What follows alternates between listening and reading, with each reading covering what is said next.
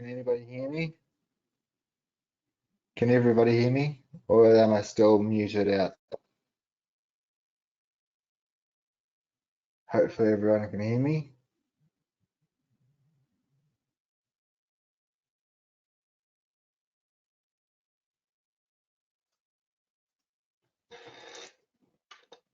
I seem to have had a mic issue on my headphone, but yes, good morning everybody. Sorry about that. That would be my end here. So let's start all that again. So today we're going to go through and do roof trusses. So we're going to be drawing in our top hat profile. So this will mean that we're going to be drawing all our top hat trusses. We're going to position them. We're going to put them into place. We're going to first set up all our settings. So as we were doing yesterday and the day before, we have got set up. So we need to do our settings for our trusses. So we'll start off with doing that first. Then we'll draw in all our roof panels like we did yesterday. And in this particular case here, I'm just going to do a auto roof and then just start drawing in my trusses. So just to inform everyone, after we start drawing our trusses, we're going to start doing engineering of our trusses. Now the truss engineering is for Truss Plus.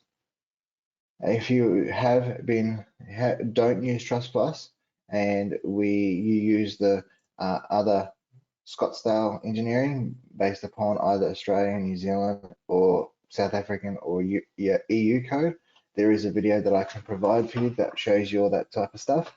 So just let me know if you need to do that. But for this particular training session here, we'll be doing Truss Plus. So this will go through engineer, set up all the environments, set up all the RIN codes, and then export it. Optimize the trusses, go through and see what we can do to try and eliminate some steel out of it. So it goes through and we're going to give you a good indication of what all the Truss Plus is about. Now this again is for the North American market only. And thank you for everyone for telling me you can hear me now. For some reason I had a bit of a issue with my headphones.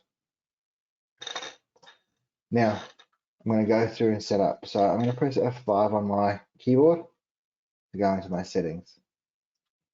And the big thing that we're going to do here is we're going to go into our roofs. And what we're going to do here is instead of going and putting into,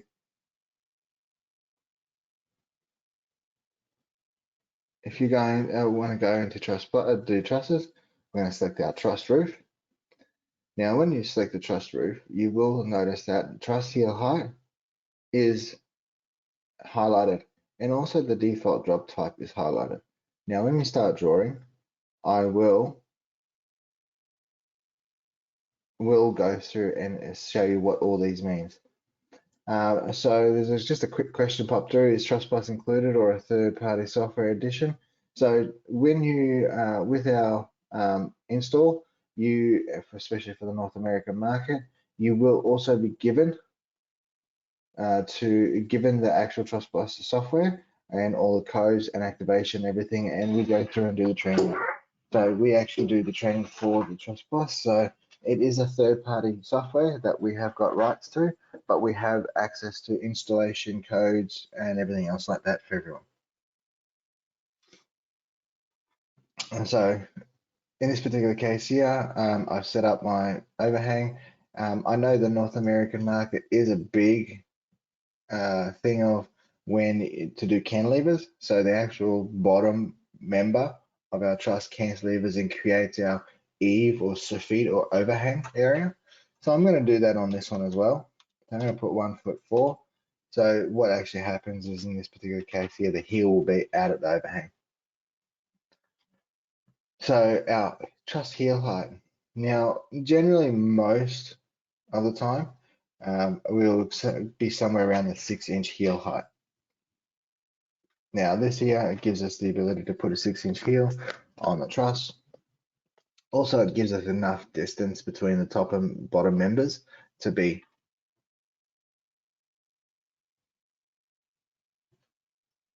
you that sort of thing.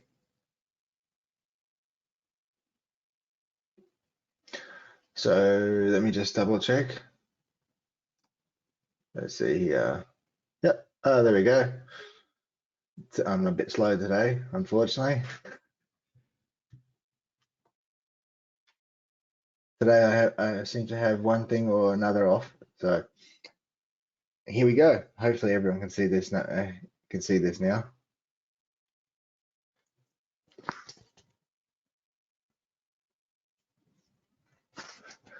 I do apologize to everyone for that. So yes, we're in the roof. We've selected our truss roof. We've selected our soffit, gable overhang, and cantilever of all of our everything. So we've got our truss heel height of 6 inches. And we're going to leave default drop type, we're going to leave as extended corner jacks. And then what you'll notice below that, you'll see a drop distance. This drop distance is to do with our truncated trusses or girder trusses, or any trusses that have got a chopped in half, so there's a flat member on top. Now, when we start drawing, I'll show you a little bit more into it and how you can draw trusses. Okay, so let's do this. So we've all set this up. Now we're going to go into our truss area. So we're going to go trusses. Now in our trusses, we do have our renaming styles. We do have our unique same names, and this is something that we can do later on once we start getting into it. We've got our snap settings, and I do recommend that you switch these 3 off. Now the reason for that, it gives you a bit more versatility in drawing and positioning trusses. Stud alignment, centerline stud alignment, I'll come back to this. Now this is to do with how the stud situates underneath the truss. Show the distance between the nearest ceiling, this is just measurements, and pinhole bearings. Now pinhole bearings doesn't actually go with Truss Plus, it is within our Scottsdale Truss software, so I'm not going to I don't need to explain that too much with you. On the right hand side here, you'll notice that we've got the Truss Engineering, we've got Scottsdale, and then Truss Plus. And then below that, we've got our Truss Plus Engineering. We're going to come back to this. We're not going to worry about this right this second. We're going to come back to it. And then below that, we have Truss Plus Profile. Now, we do have a roof profile and a floor profile. So if we go into this area, it will bring up another dialog box.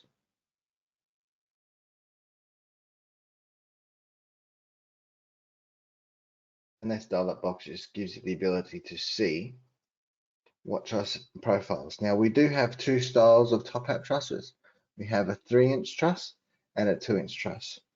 Now, the 2-inch truss is very good for your residential properties.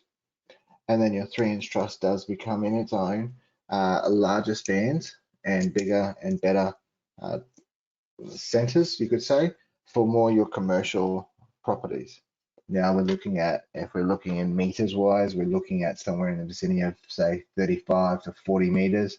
So if we're looking in Imperial, somewhere between maybe 100 and maybe somewhere between 90 and 120 feet spans.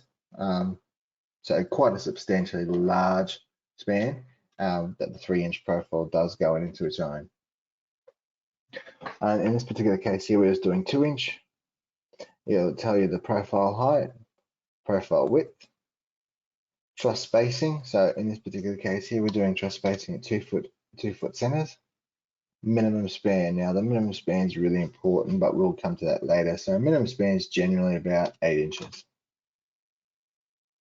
So once you've set up all this here, you can press OK.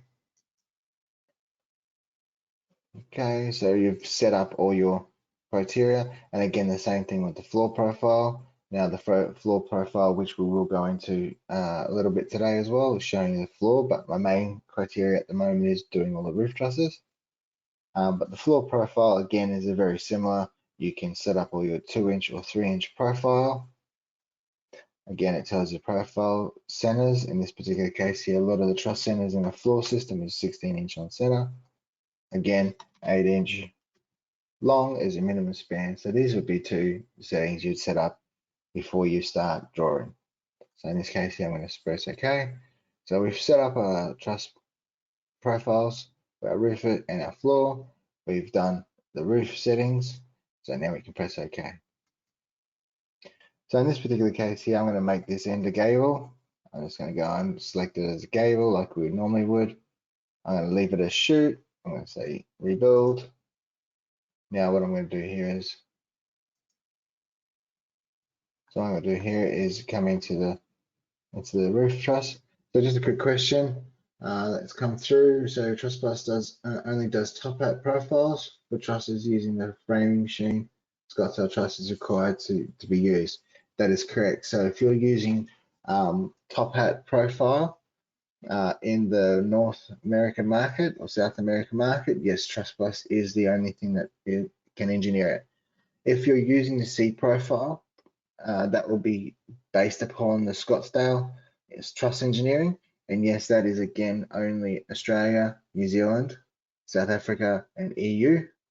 At this present moment, we are looking into expanding it into the North and South American markets. But again, with like everything software development, you need to start at a certain point, and we are developing, but we're still a long way away from it. But yes, it is coming, and it has been promised for quite a while, but it's still coming. So in this particular case here, just to go back to this, I'm going to go in, I've got my roof, I'm going to do my auto roof. So I've done the automatic roof. Now, as we specified yesterday when we were drawing our ceiling, roof, and supports and everything, we use this top line for our actual roof panels. Now what we're going to do is we're going to come into this bottom section.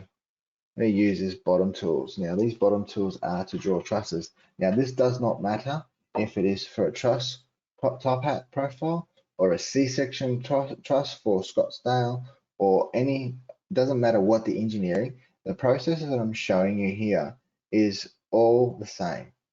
The only difference is between Scottsdale and Truss Plus is the engineering part of it all. And it comes back down to which part or which engineering profile you use. Now in this particular case here, we're going to go through these tools. We're going to go show all of them. We're going to draw in all our roof trusses, and I'll draw in all my floor trusses as we're doing it in the same instance of drawing. Engineering for Truss Plus doesn't matter what the engineering for roof or for floor, they're both the same, so it's very similar process to get to the engineering program. So here we go. First one, they are the first and second buttons on the left hand side here. They're both actually grayed out. And the first one is draw a single truss. So this allows you to draw one truss only in the context. Next one is add default space trusses. What this allows us to do is draw in trusses at the specific center setup that we have got up and got in our settings. So you would start at one point and then finish at another point to have all the trusses at the same spacing. Next one is your red arrow, and which is your selection arrow. Next one is your cut. So if you need to cut your trusses in half or at a particular point for transportation, this is what you would do. The next one here is your cantilever plane. If you have set up all your settings, what I mean by that, as you saw just before when we went into our roof area, I set up my cantilever, I set up everything, and those sorts of things. Question is, just pop through in the project view, this will be the panel roof at this point. Yes, it will be. And I'll just take this into our project view so you can see, yes, it is still just our panel system.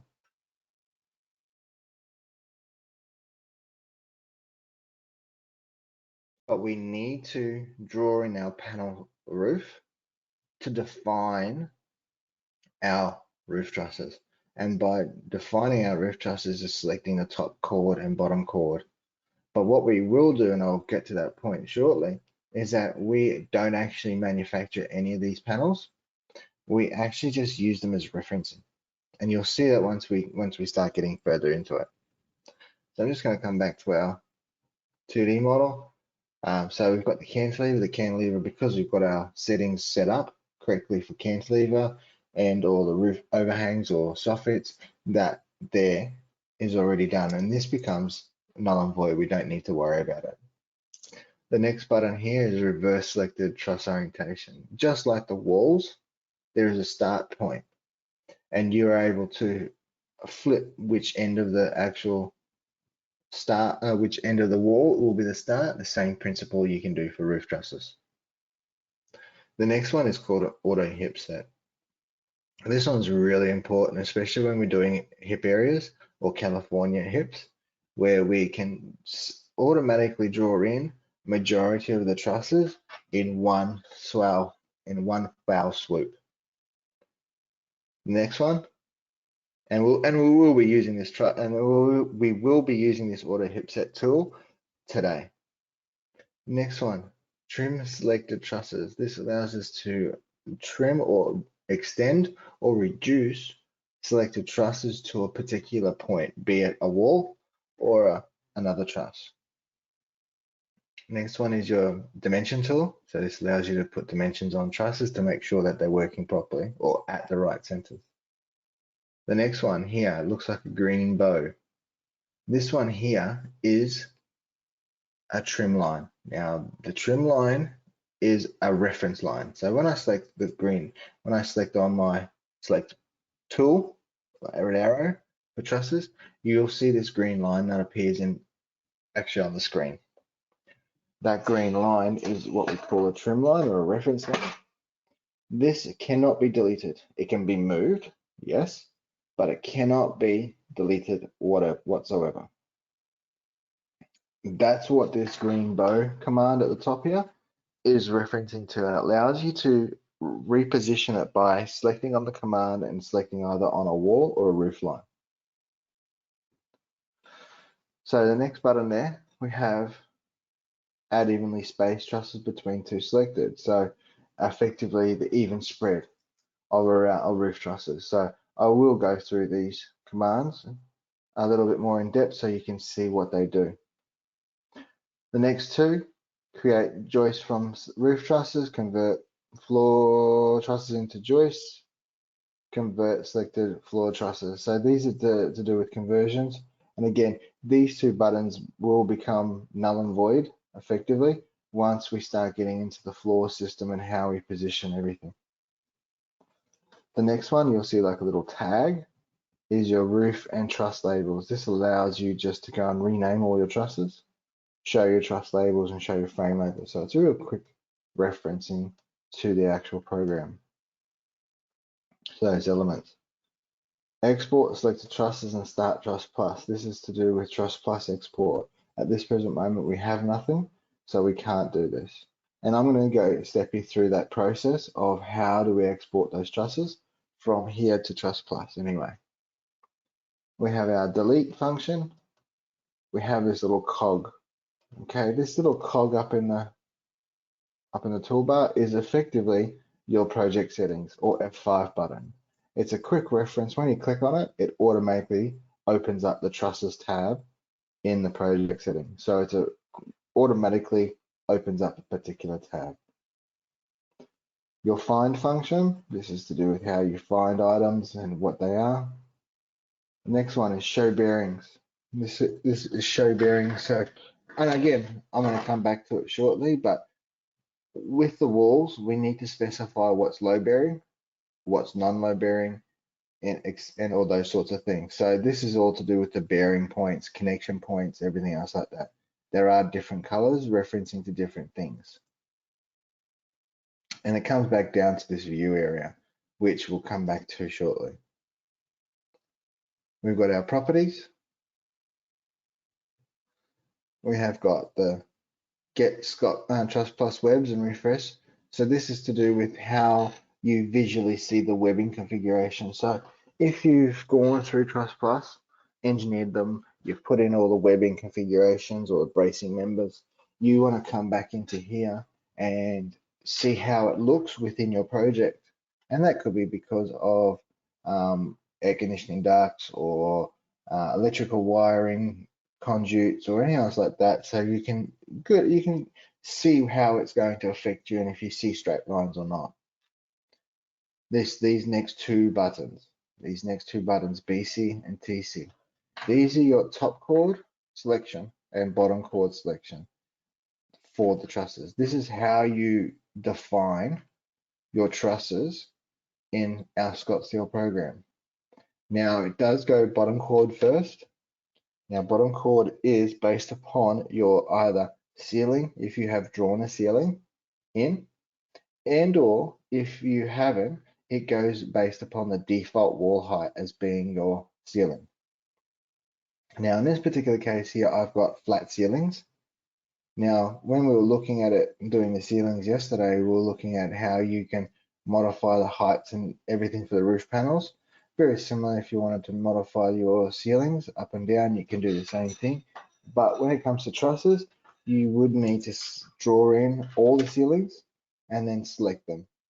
So in this particular case here, I'm going to start drawing, and I'm going to just draw a single truss so you get a bit of an idea of how it works.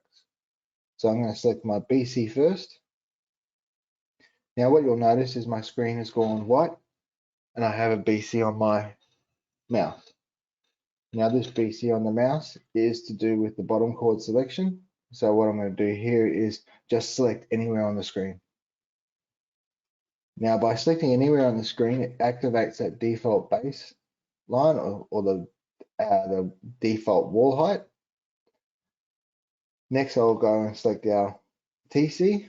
When you select TC, the roof panels will appear, and this is just telling the system this particular panel, they're the two panels that I want to draw or use as my top chord to define my truss.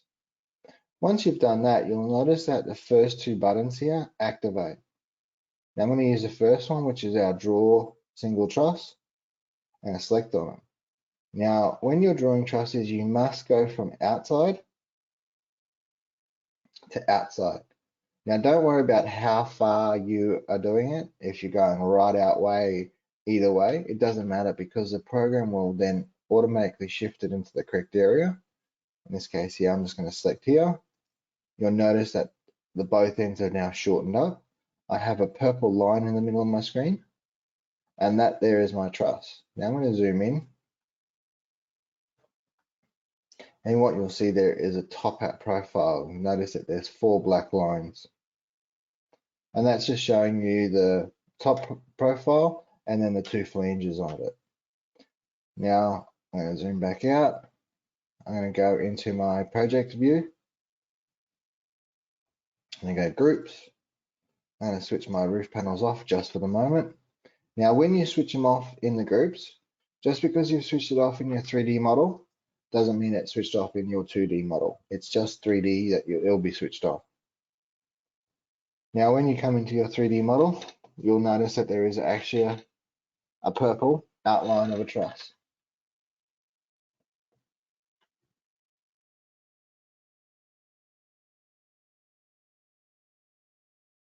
This purple outline is our envelope for our trusses. Now, be it either Scottsdale or Truss Plus, this is still the same process. The only difference between the two areas is Scottsdale Truss Engineering will infill it with webbing. Now I can do it to this truss here, and I'll just do that, and I'll see if it will do it. I'll go web it. Nope. In this particular case here, it won't do it because it's to do with Truss Plus. So again, I'll come back to it and I'll show you the differences, or I'll open up a different project for you so you can view the differences. And again, the video for the truss engineering for Scottsdale, I will also link into the put into the Dropbox or linkage that will be sent out later on this week. But in this case here, it gives you a good understanding of what the truss looks like. Now I'm going to go back to my roof designer. Now it's still there, my roofs are still there, but what I'm going to do, I'm going to delete that truss. So we've gone through the slight processes of doing of just drawing a single truss. Now what I'm going to do is I'm going to start actually drawing all the trusses on this particular model. Now the particular model that we're going to start off with, we always start off with our hip areas. When you're drawing trusses, you always start off on the largest area or largest box. Now the largest box in this particular case here is made up of 3 different particular panels. 1, 2, and 3. Now why I say 1, 2, and 3 in these three particular cases is because this bottom line here actually extends right across to the left. So it creates that triangular shape. So that there becomes our largest square or rectangular area. You always start with the largest rectangular area first. Now what I'm going to do here is I'm going to start doing my selections. I'm going to go BC, bottom chord, select anywhere on the screen.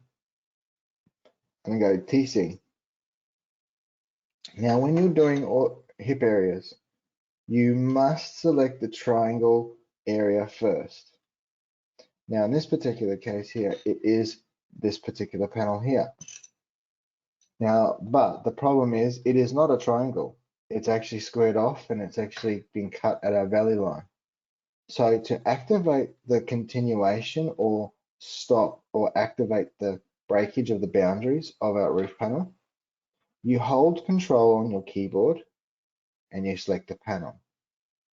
Now, when you select on a panel, you'll notice that the outline has changed color. It's no longer a dark blue, it's actually an aqua color.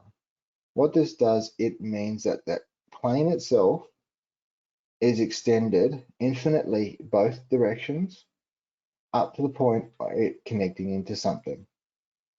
Now, once you've selected the triangle, then you can select the two sides. Doesn't matter what the order is of the two sides. It doesn't, as long as you select the two sides. Now, when you select the two sides, you'll notice that they've gone in a dark blue fashion. That control function doesn't limit you just to one area or one panel, be it the triangle. It is all panels that you go to select. Now, I have missed a step.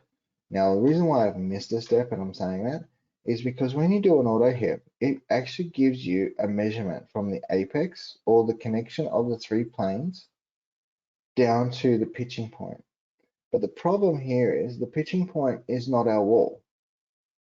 Pitching point being our heel height or our heel position, it's actually at the overhang. So when you do these sorts of things and you're drawing your trusses, you must go back and redo one particular number. And in this particular number, it's in our roofs.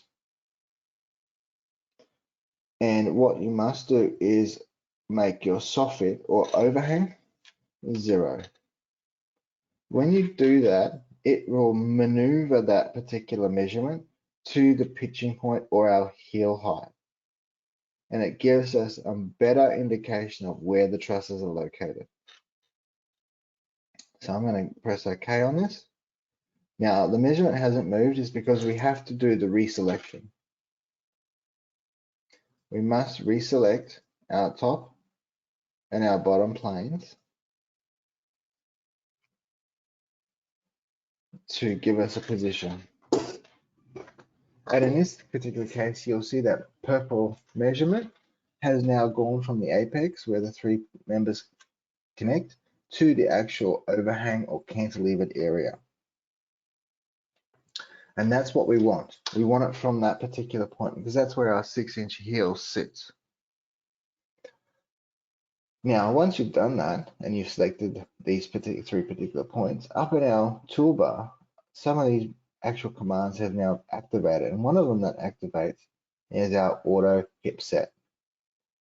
Now, what I'm going to do here is I'm going to select the auto hip set. When you select the auto hip set, this dial-up box appears.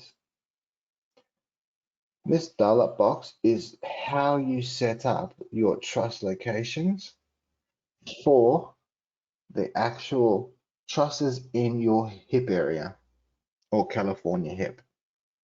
Now, as you'll notice at the left-hand side there, it says layout type, Australia, New Zealand, or US. Now, in this particular case here, we're going to go and select US. Now, the reason for that is because the US market does work on 2 foot on center, fixed spread. So that's what we're going to do. We're going to go USA.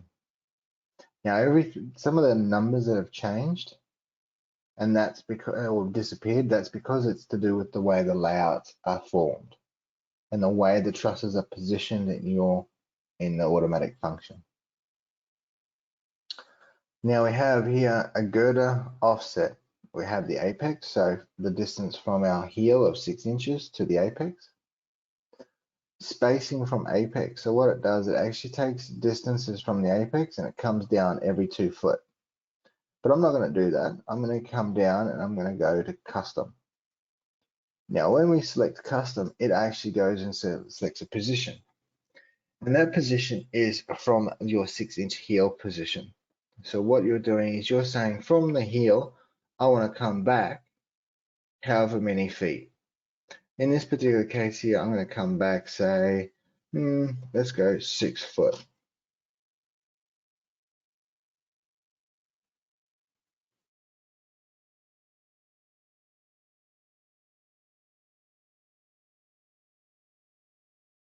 So we're going to come back 6 foot. Girder ply. Girder ply is to do with how many girder trusses are stacked. So this is a stacking meaning. So there is 1 ply is a single truss. 2 ply is 2 single trusses connected together to be 1. And again, 3 is 3 single trusses all linked in together to create 1 massive big truss. Now, this comes back down to your spans, and the loading being applied to it is to do if you need to go to 2 ply or 3 ply. A lot of the times you may consist and stay as a single ply though. Directly underneath that, you'll have your girder drop type. Now, some places in the North American market, they don't like the extensions. So you can go no jack extensions. Some do, which is a California style hip. Most people do like, where you'll use a drop distance and extend pointer jacks.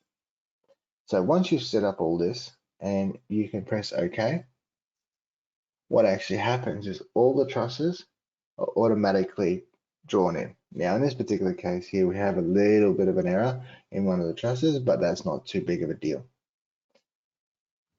because we can reprofile it or we can reshape it for ourselves. But to give you a bit of an idea, we can go into here, go to our 3D model,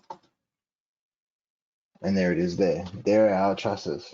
Now you'll see that there's 2 in the middle there that are very close to each other. Now the reason for those 2 in the middle, because that based upon the 2 foot on center spacing.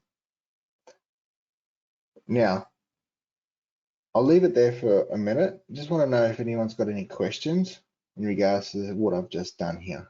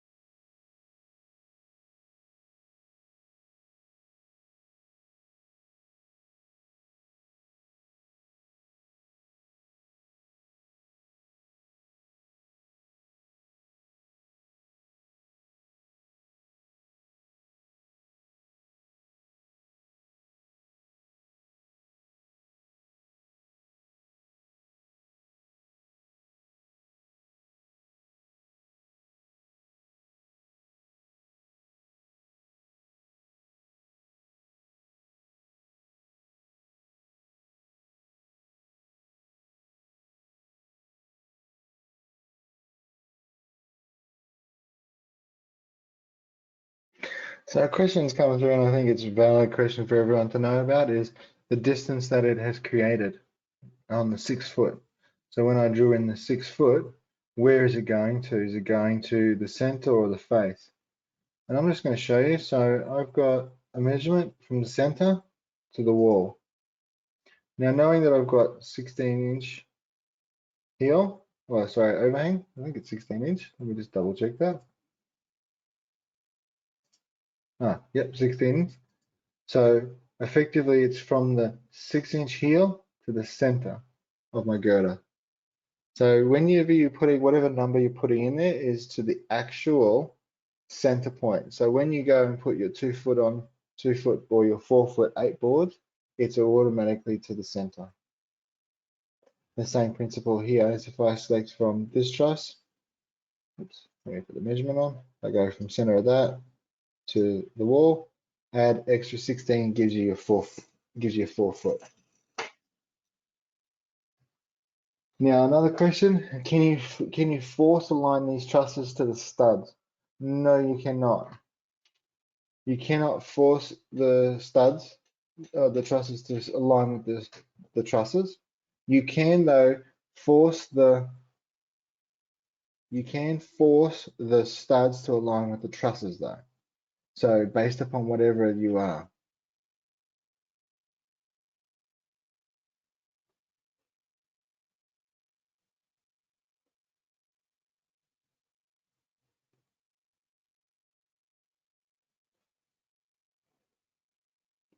And going back to that stud pattern, I will show you how to do to align the studs to the trusses.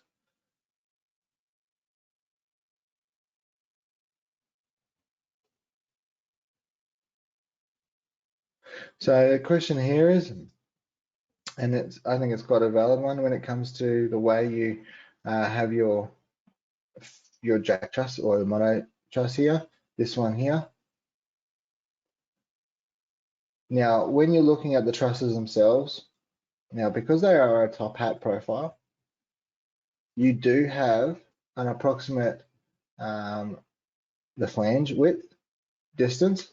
Now, I'm not too sure on what the reason you'd leave a gap between the end of my jack truss and the girder, but effectively there is already a gap there. And I think off the top of my head, it is 3/8 of an inch. I think off the top of my head, that it's of a gap in there. It could be a little bit more. I'm not too sure on my conversion. So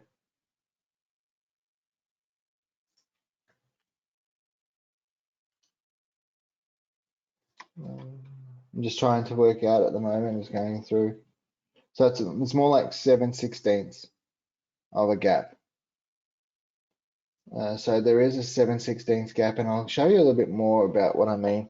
I'll try and bring some pictures up as well, so to try and give you some real good views on the way that it connects between two trusses, especially on that girder area and the truncate through this area here. Effectively though, you don't need to put a gap in between because of the way the profile is shaped. And if you're talking about bracketry for connection wise, you've got that 7/16 of a gap of a flange to put bracketry in. And again, like I said, we'll get a little bit more into it and how they work in. And I'll try and show you some pictures as well.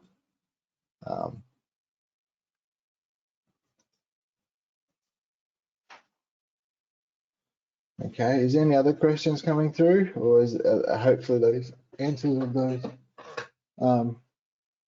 Hopefully I've answered all those questions for you. I'll just give it a minute or two again, and hopefully some more questions will come.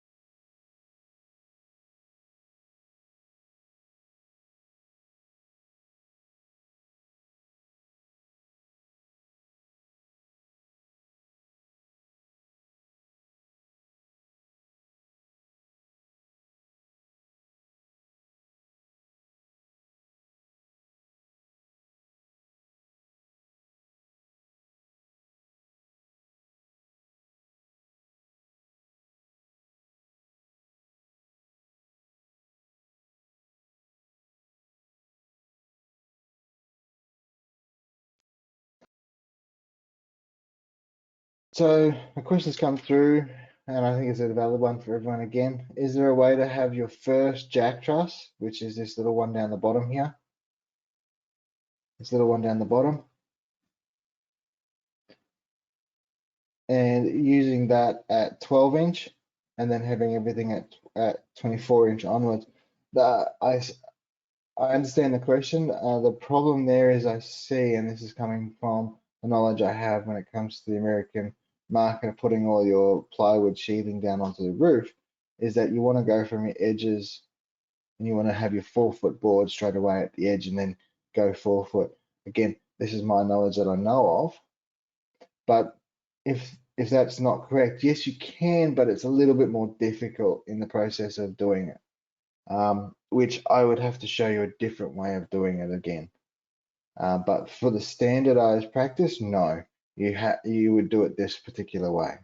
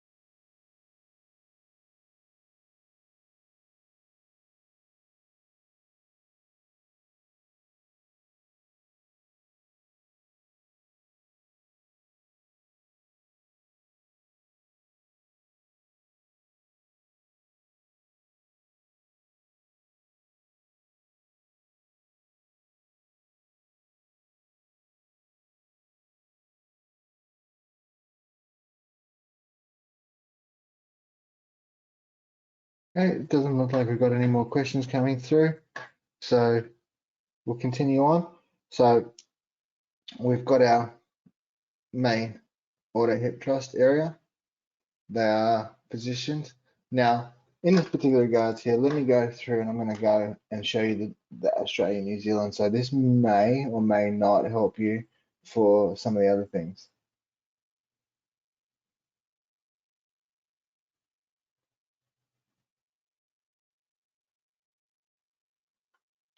So again, something comes through about connection details. I do have a folder of connections for be it panels and trusses and how and what you should be using for the best connections. Now, some of them are standardized practiced bracketry through Simpson, Strong-Tie, or Pryda.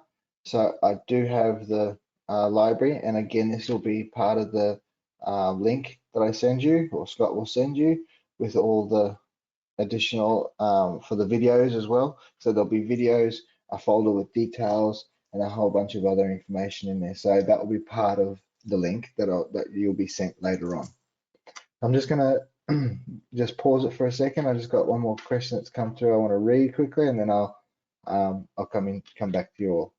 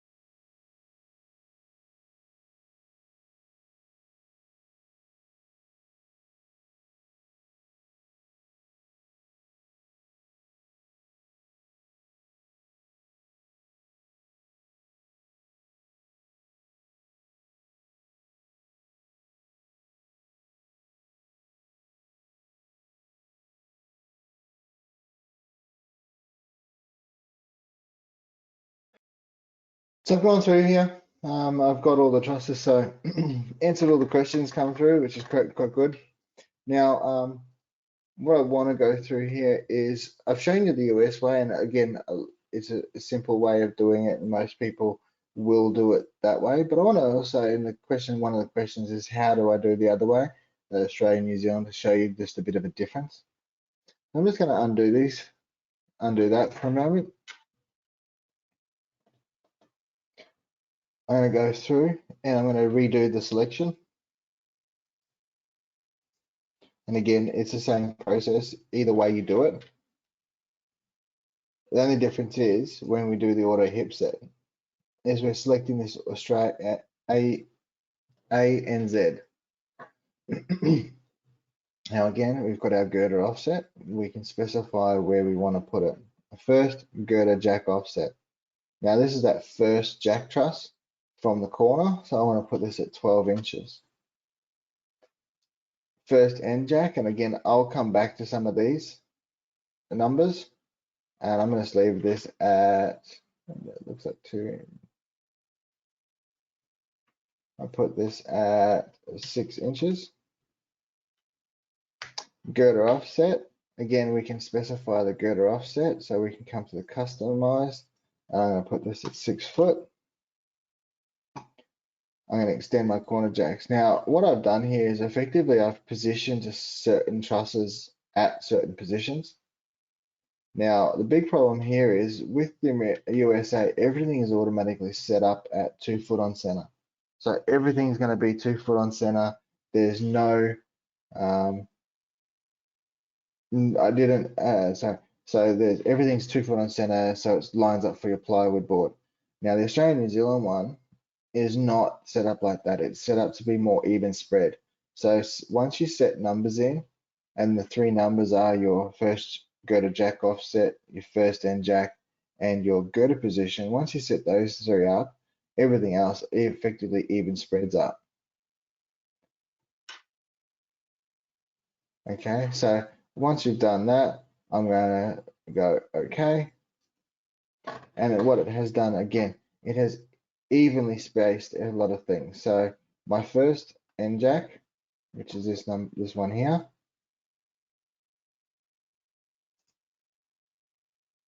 it has been positioned. Let's go to the wall position. Now, as you can see, it's got a number and then obviously a 16 inch. So it has been positioned a couple of different positions, different ways. And I'm pretty sure I got the numbers mixed up here. So I'm just going to go back quickly and redo that because I've got 2 numbers mixed up.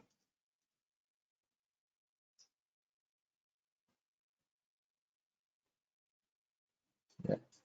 So this one here is actually the 6 inches.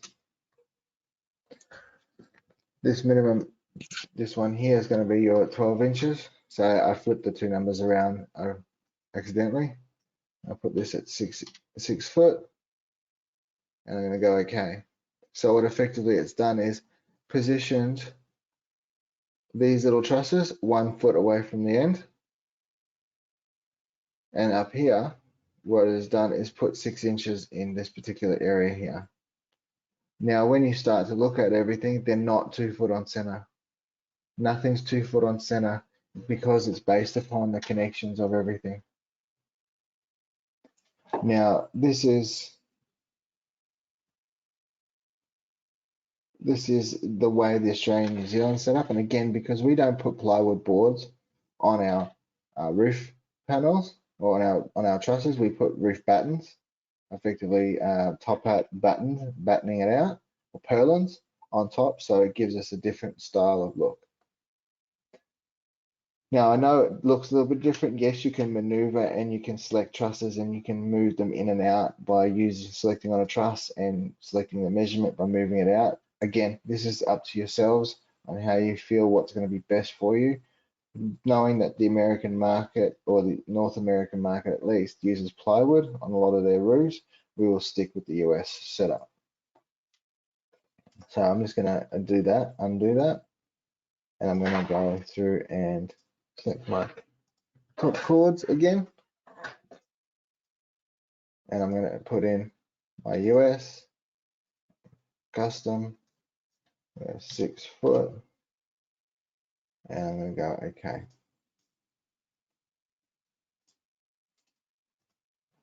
I'm not too sure what happened with this truss, but I'm just going to go and put it back into place. So what's going to happen is that there is your trusses.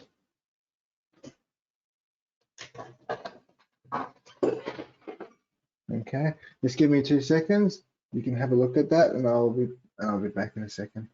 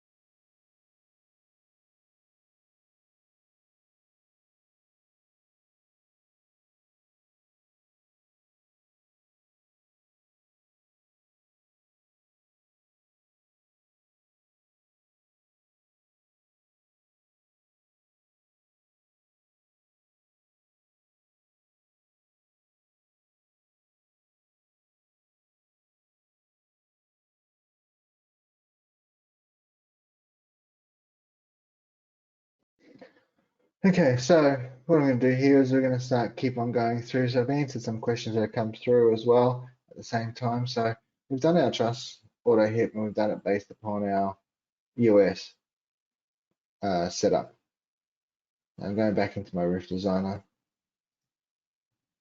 What I'm going to do here is I'm going to show you how to position one single truss into place by using our reference line or our trim line. Now, this trim line is a really good tool. Now, the reason why I say that for is because you can reposition it.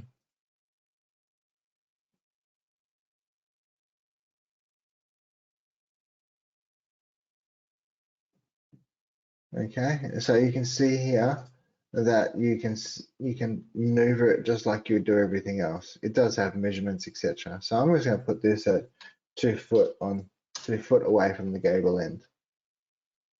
You can extend it, etc. I just got a question come through. Let me just answer that question quickly, and then I'll come back to you.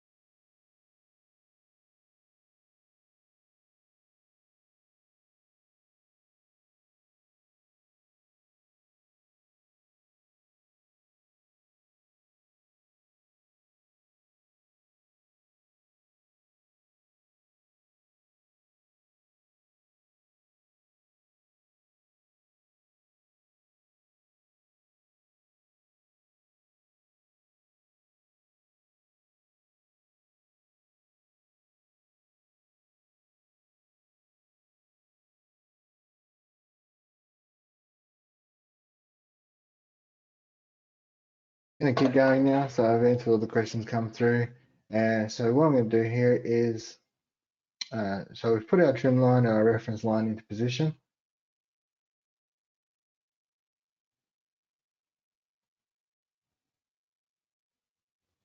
So for the reference line, I'm now going to go and put in select our top chord and our bottom chords.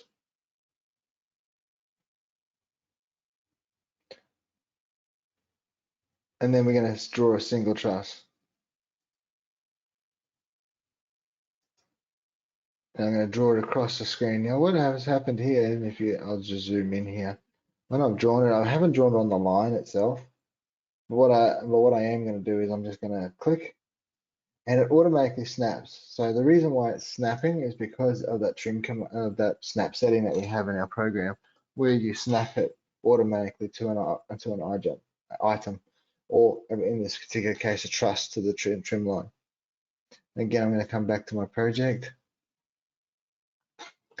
So you've got all your single truss here. You've got your hip area. You've got your single truss. Okay, just give me 2 seconds. I'm just going to answer a question or two, and then I'll come back.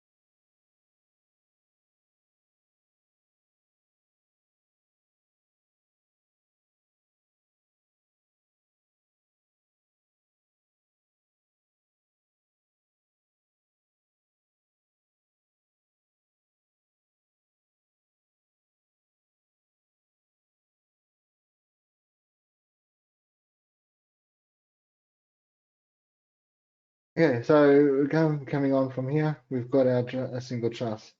So what I want to do now here is I want to go through and I want to specify the intersection in between. Now, again, like I was saying before, there's a couple of different ways we can do it.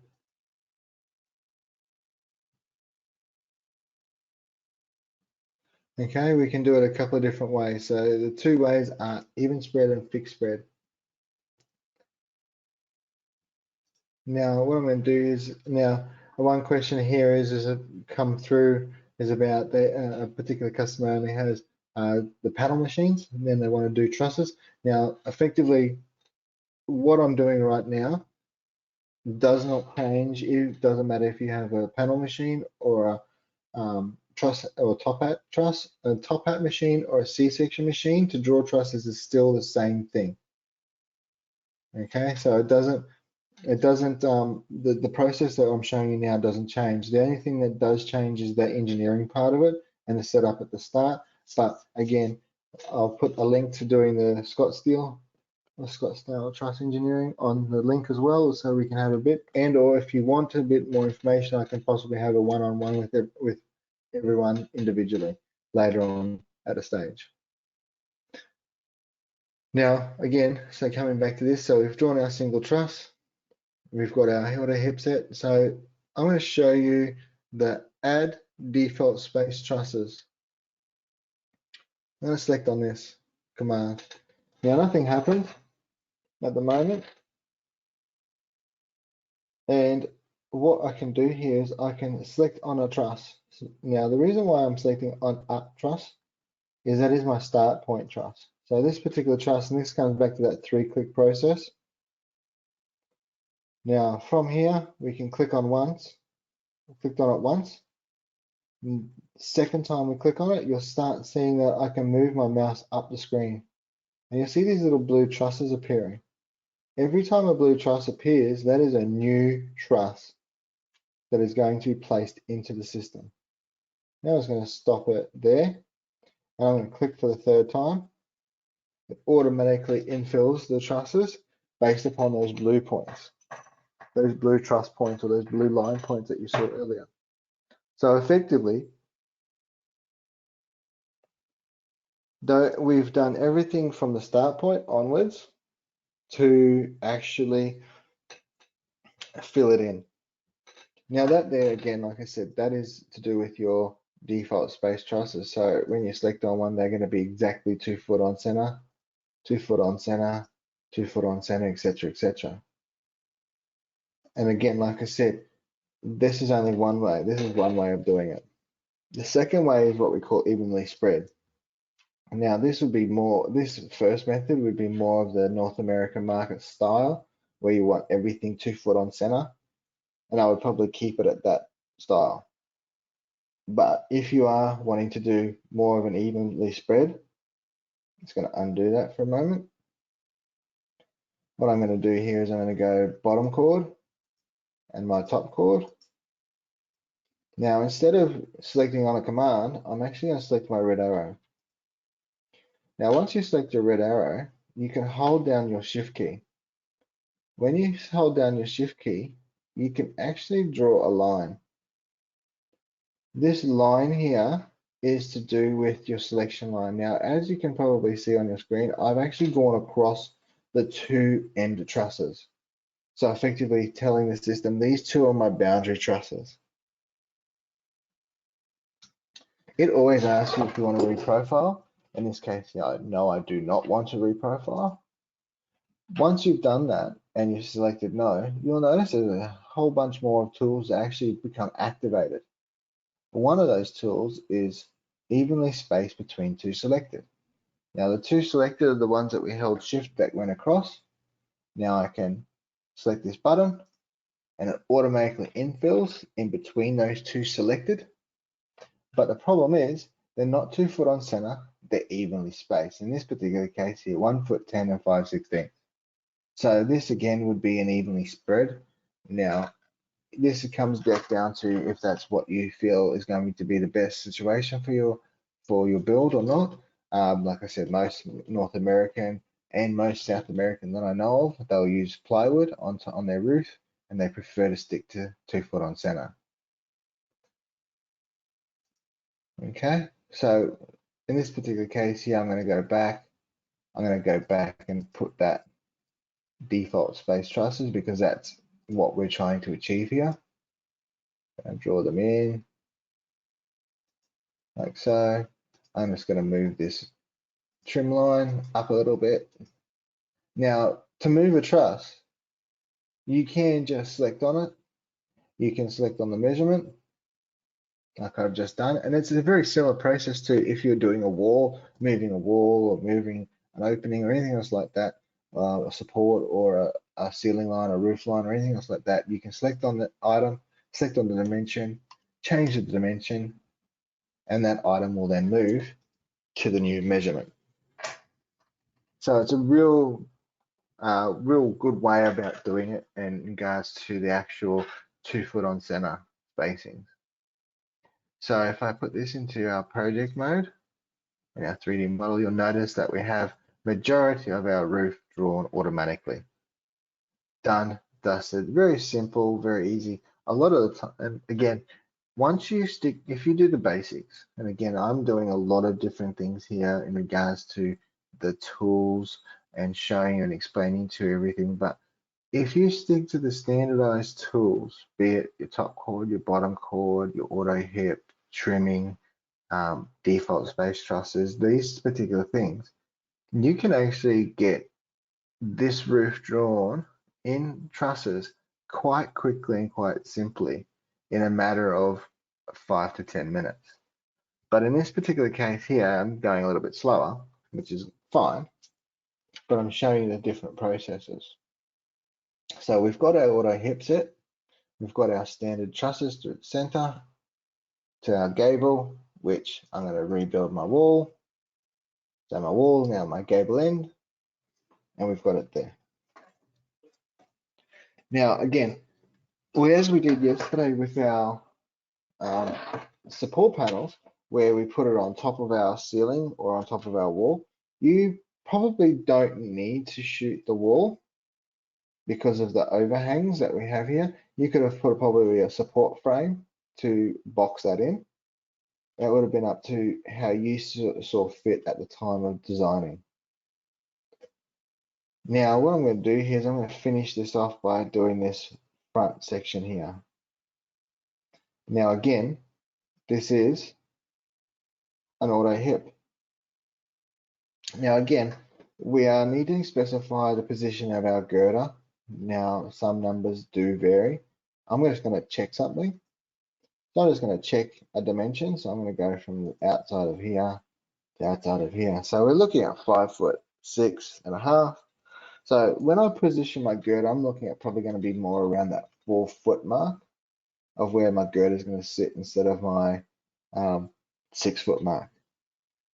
So I'm going to go back to my roof designer. Again, I'm going to select my bottom chord.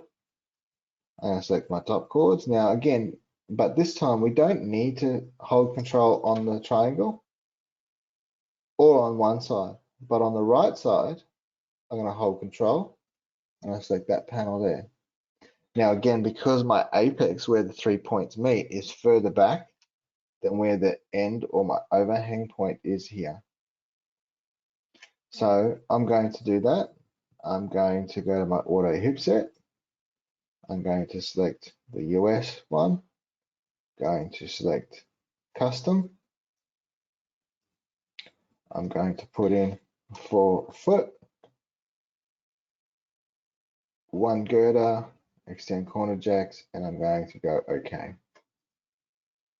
So what's happened here is it has put in my auto hip set.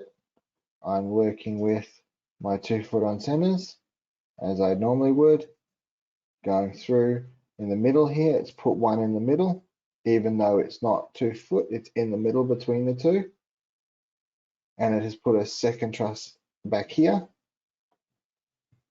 a second truss back here 2 foot from our 4 foot mark. Now the reason why it's done that, and I think it's a good way of practice and good practice, is that we need, now I'm just going to hide some of these things.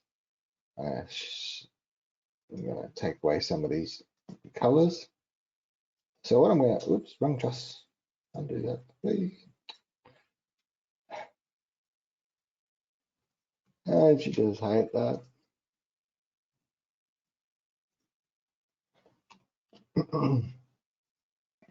So going to hide some of these trusses. So going back to my first point that I was trying to make is some of these trusses here are actually hanging in midair and they need something to connect into.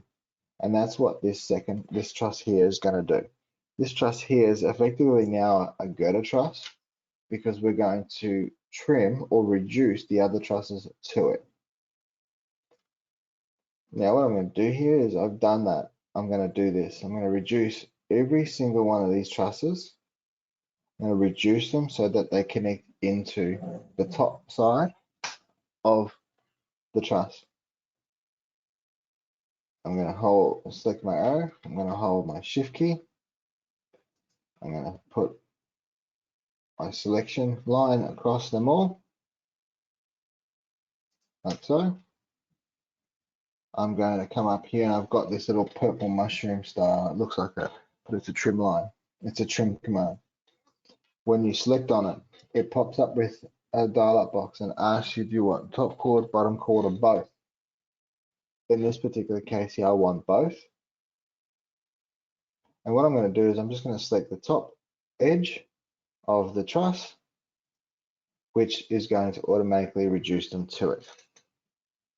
Now what I'm going to do is I'm going to show you the bearings. Now I'm going to go back to all. I'll show all of them. And what you'll notice on the screen, you'll see all these little black dots. These little black dots are connection points. These are connection points from one truss to another and a transfer of one to another. Now there are a lot of built up black dots everywhere, and they are not meaning that they're exactly in the same place. They may be different vertically in the Z value, where one's going to be on top and one's on the bottom, that sort of thing. You can switch them off though. You can, as you saw, I came up to this button here where it says show bearings. I can go none. And what that means, it's going to eliminate the viewing of those little black dots on your screen. But there's also times where you don't need trusses connecting into each other. Now, one of those principles or one of those points of reference is this corner jack. This corner jack at the bottom here, it is connected into the girder truss that we've positioned. Does it need to connect? Yes or no? In my experience, no, it does not need to. So we can actually switch that off. If you right click and go to the properties of that corner jack, you'll have your dial-up box appear. In this dial-up box, it tells you the name, it tells you the ply, it tells you what it is, it tells you your top chord and bottom chord selections, it tells you your truss profile. But what it does over here also, it tells you what are the connections and what connects into it and how it connects into other things. One of those things is when you select on it, on the actual point, you'll notice in the background, the dot actually changes from being a black to a light purple color, identifying this is the connection that you've selected. What do you want to do with it? So what I'm going to do with it is I'm going to right click on it. I'm going to modify a CT. Now, when you modify a CT, you have three different options. You can have default, which is what it is now. It's a bearing point. You can reverse it so it's a load point, or you can ignore it. And in this particular case here, is what I'm going to do is I'm going to ignore it. I'm going to press OK. You'll notice now on the CT, it says the position, the connection, and none applicable. Go OK. And that black dot that you saw earlier is no longer there. That black indicator is no longer there because you have told it it no longer exists. And again, some of the principles that I'm showing you with the properties of the truss, doesn't matter if it's Truss Plus or Scottsdale truss, they're all very similar. Okay, so please don't be too worried about if you're doing a Scottsdale truss over a Truss Plus truss, it's still all the same. And the drawing methods and the items that we're doing here. Now questions come up, so if I go to the properties about this one here, it's asking why is there 5 bearing points? 5 bearing points. Now, the bearing points are the connection points. Now we know that. And the 5 bearing points are 1, 2, 3, 4. And then the fact that these two trusses here are so close to each other, it's actually identifying they connect into each other. So effectively, again, that's another one you might want to change, is when you go to the properties, I'm just going to shift that across to the right, left a bit, is when you select on it, now you've got two trusses, you've got a standard monopitch truss and the corner jack connected into each other, which you may not want. So I'm just going to ignore that truss connection. The other 3 bearings here, it says CT, it has got your top chord and your top chord flyover, and I'm just going to go and show you the top chord flyover, and it's going to probably give you a bit more of an indication when we go into 3D. When you've got this, you can see that it's got 1, 2, 3 connections. Now again, this comes back down to different methods and the way you want to. I believe that this is a better principle, a better way of drawing. Doesn't matter if it's in Australia, New Zealand, South Africa, Europe, North America, South America. Having these flyovers is a better principle because then it gives you a flat face to connect your plywood boards in. Now, because your plywood boards are at 2 foot, 4 foot by 8 foot, and you need to have a connection at 2 foot on center, if you shortened all these tails back to the girder, the distance from this truncated truss to the next truncated truss is larger than 2 foot. It becomes somewhere around that 2'6", 2'8" mark based upon your slope. So this is, I believe, is a better principle and a better way of knowing that you are going to have all your boards with a fixed down connection. And again, if you need connections from your flyover tails to your truncated trusses, I have all those details for you as well in that folder that I will be giving out to everyone. So far, so good. Is everyone okay with that? I'm just going to give it a minute or two, see if there's any more questions come through, and then I'm going to do one more section of the trusses with drawing, and then we'll probably have a quick break. So I'll just leave it for a minute or two.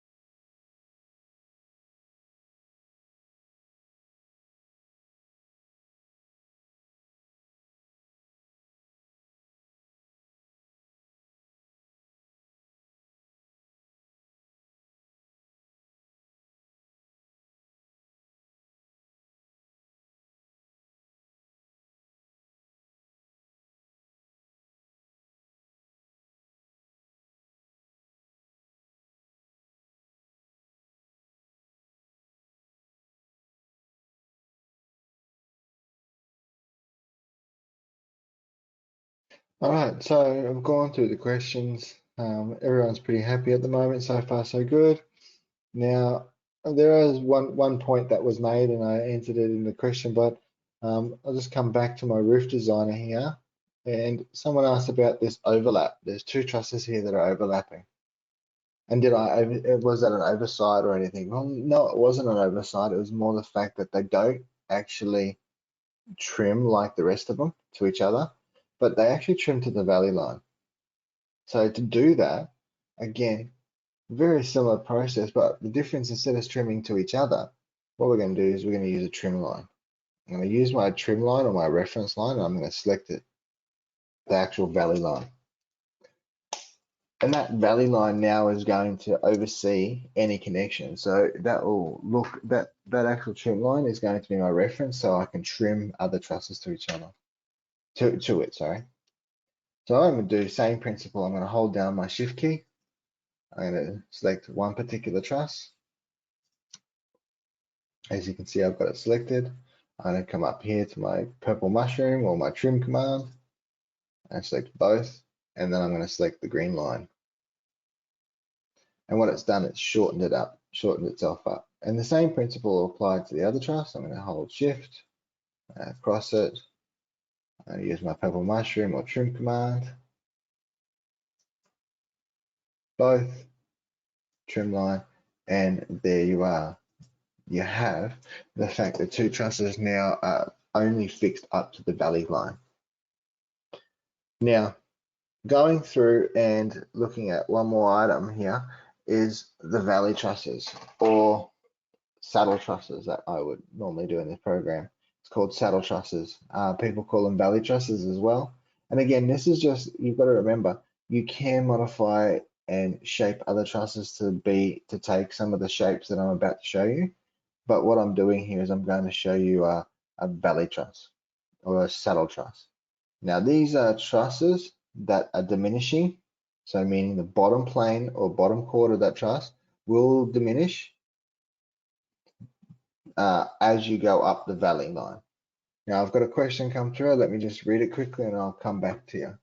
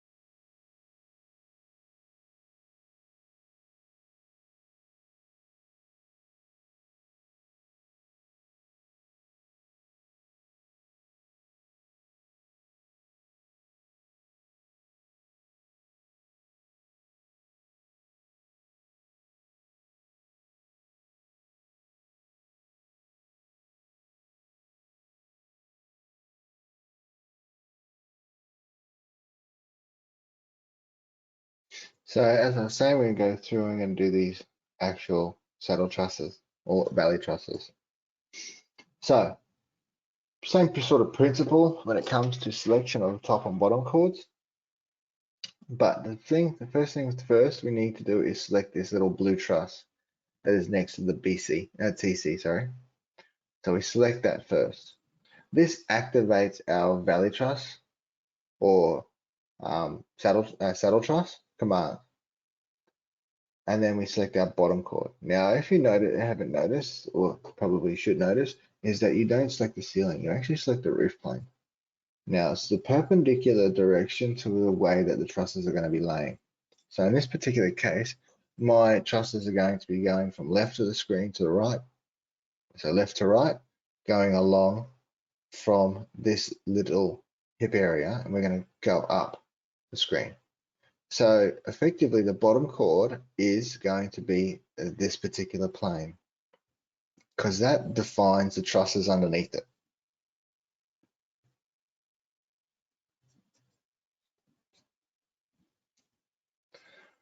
Now, from here, we can select our top chords. Now, our top chords are effectively just these two here, planes. Now, what I'm going to do here, instead of trying to draw them in, I'm going to use my default space trusses. And I'm going to select this particular truss down here. Now, this is going to be my starting point. So I'm going to select it once, select it twice. I'm going to come up to the center point. So you always want to come up to the center point of the truss. And as you go up, you'll notice there's a blue line. So I'm just going to come to about there. And I'm going to stop. So what's happened here is there's two additional trusses that have been drawn in. Now I'm going to go into my 3D model.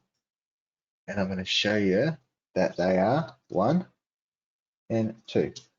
Those two particular trusses are my saddle or valley trusses, so that they give you that nice valley line effect and for your sheeting of your plywood as well.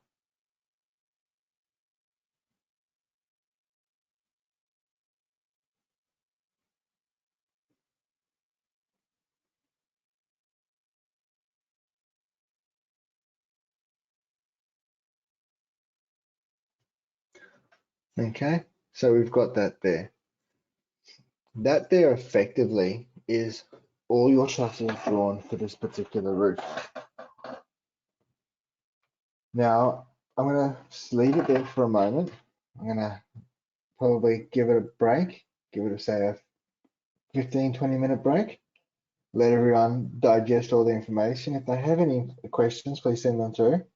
Now, I have got 1/2 at the moment. So let's go till 10 to the hour and come back at 10 to the hour, and we'll continue onwards, and we'll go through the processes of doing the engineering, stepping it through, getting into the Truss Plus, and etc. But if there's any questions, please send them through and let me know, and I'll answer them before we come back. Thanks. See you soon. All right, hopefully everyone had a nice little short break there. Come back, digested what we've just gone through and everything else like that. So it doesn't look like there's many questions that have come through. So we'll continue on with this. So one of the things that I want to go through now is to see and show little bits and pieces before we go to the actual engineering part of it all. Some people have that are existing customers that are on this have used Truss Plus before, which is great. And we're just going through and just going to do bits and pieces to try and help understand how to try and optimize it as also. But from here, what we're going to do is we're going to, before we start going to engineering, we need to do a couple of things. One of those things is to identify the load-bearing walls, be it internal or external. Normally, all external walls are load-bearing, and majority of internal walls are non-load-bearing, but we do sometimes occasionally use 1 or 2 of them. So in this particular case, we have to go and identify them. So what I'm going to do here is I'm going to go into my 3D model here that you see. I'm going to go through and I'm going to select the walls that are external and make them load bearing. And the ones that are internal that I'm going to use, make them load bearing as well.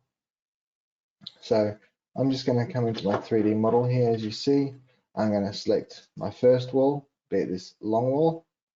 I'm going to hold my control key and I'm just going to go around and select all my external walls.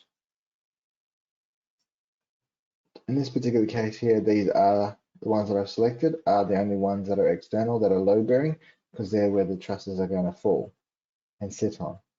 So I'm going to right click, and by right clicking on it, we're going to go to the properties.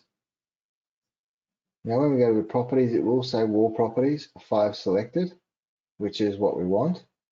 We're going to go to general though. We're going to go to the general tab, and down here, and again, we've gone over some of these things when we're doing the walls the other day and yesterday with the panels.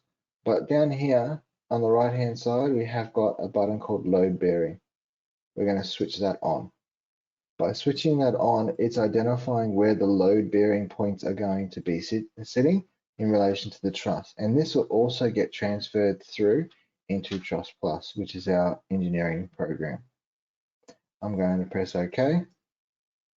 Now what happens then, instead of, and I'm going to zoom into here onto the walls, what you'll notice is that you'll have now new colored dots, and those colored dots are the red ones. The red dots are indicators stated for load-bearing walls. These are the load-bearing walls that we want. So we've got all our externals. Now I'm going to come into the internal. I'm just going to spin this around a little bit to be more of a top view. And I'm going to select the 2 internal walls that I want. And generally we try to make the internal walls that we want load bearing to be a consistent line. But in this particular case here, we can't. So what I'm doing here is I'm just selecting the two walls that are perpendicular or 90 degrees to the trusses that I want load bearing. Now I'm going to do the same principle, and you could have done this all at one go if you knew which walls are which, but in this particular case here, I wanted to do it step by step. I'm going to right click on it, I'm going to properties, I'm going to go to general, I'm going to switch on load bearing and press OK. And what's going to happen is that those walls then will now become red dots, and they are the load bearing points for your trusses. And to give you a bit of an idea, yes, you can select on a truss, and you can select an individual truss and put it into elevational view or a sectional view of that truss by selecting on the truss and go to select show in elevation. There, in this particular view here, which I'm showing you, it will show you the length of the top chords, it will show you the length of the bottom chords, and it will also identify the load bearing walls, which are these little red U-shaped members on the bottom chord. You can also see the battens facings, or the battens, on both top and bottom, and these are based upon the Scottsdale truss. So this is one of the ways that we see our Scottsdale truss is in an elevation. This is one of the views that we use for engineering purposes.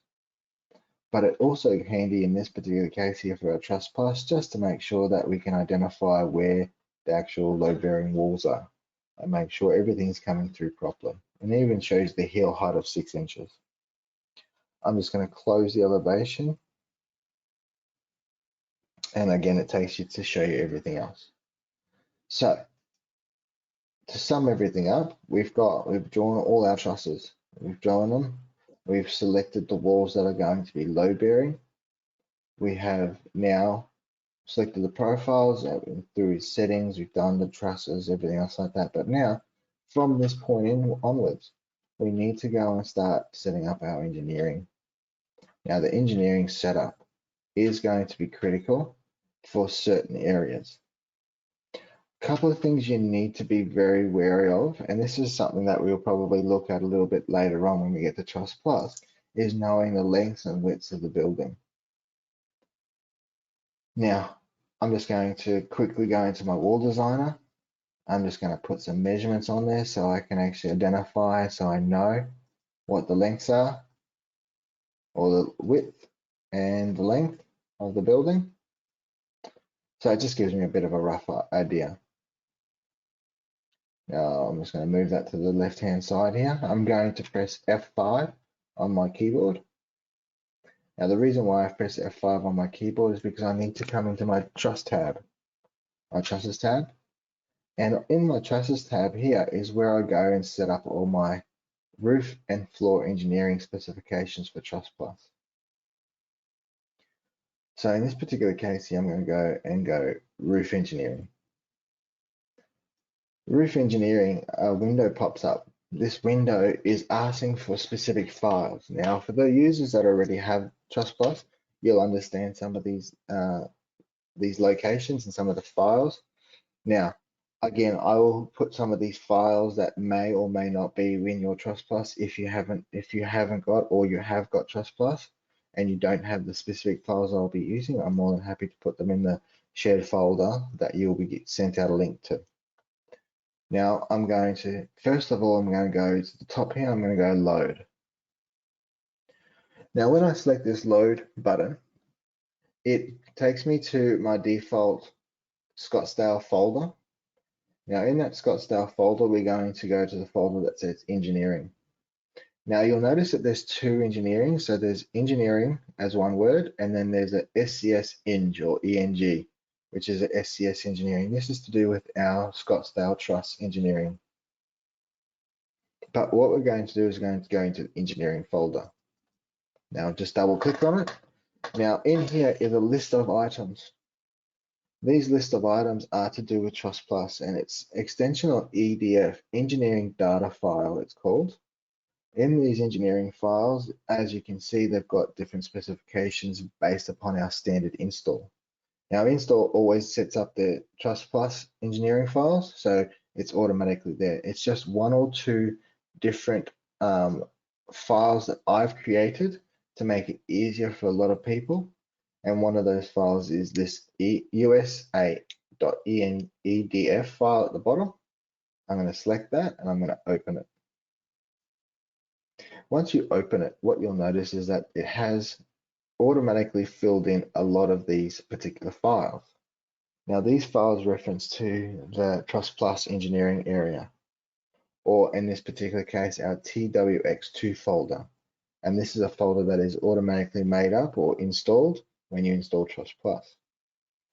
The engineering environment, your steel file, your structures file, and your AutoWeb file.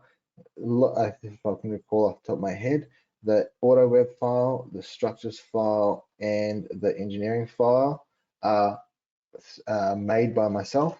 So again, I'll put this into that link area if you need them. So it puts into this category here. Now the next one is your details tab. Your details tab is to do with your loads, your load capacities, in this case, your top chord, TC, live load, your TC dead load. This is really important to understand what they are. Your live load is based upon your code. And this is when you get up on the roof and you're cleaning the roof or cleaning the gutters or anything else like that. So it's a load that's live and moves around consistently. Now there are particular loads as standard. I'm just going to go and find the drawing that I have for it in another area on my computer here. Unfortunately, there's particular loads for particular areas, but I'm just going to. Now what I've done here is I've brought up a picture of the Trust Plus menu, and I've put it and I've showing it here with the loads that are generally positioned and what the KPA, meaning the metric imperial, the metric to imperial, imperial to metric conversion. Now in this particular case here, our top chord live load is 20 pounds per square foot. Our dead load is 7.5. Some people use 10 pounds per square foot for it. So it depends again if your region. And then your dead bottom chord live load of 3 pounds per square foot and dead load of 5. And again, these numbers do vary. So these codes do vary. Now this particular code we will change and I'll show you. So the question has come through, do you have IBC 2018 and FBC code? We do have IBC 2018 and we also have FBC 2014 version into the Trust Plus. Okay, so in this particular case here, I'm just going to go and fill this out. So I'm going to use 20. I'm going to leave this as 7.5. I'm going to put this as 3, and I'm going to put this as 5.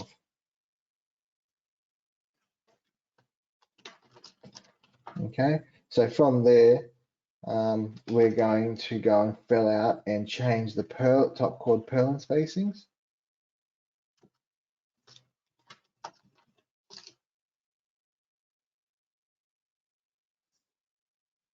So I'm just at the same time as trying to talk to you, I'm actually answering one or two questions.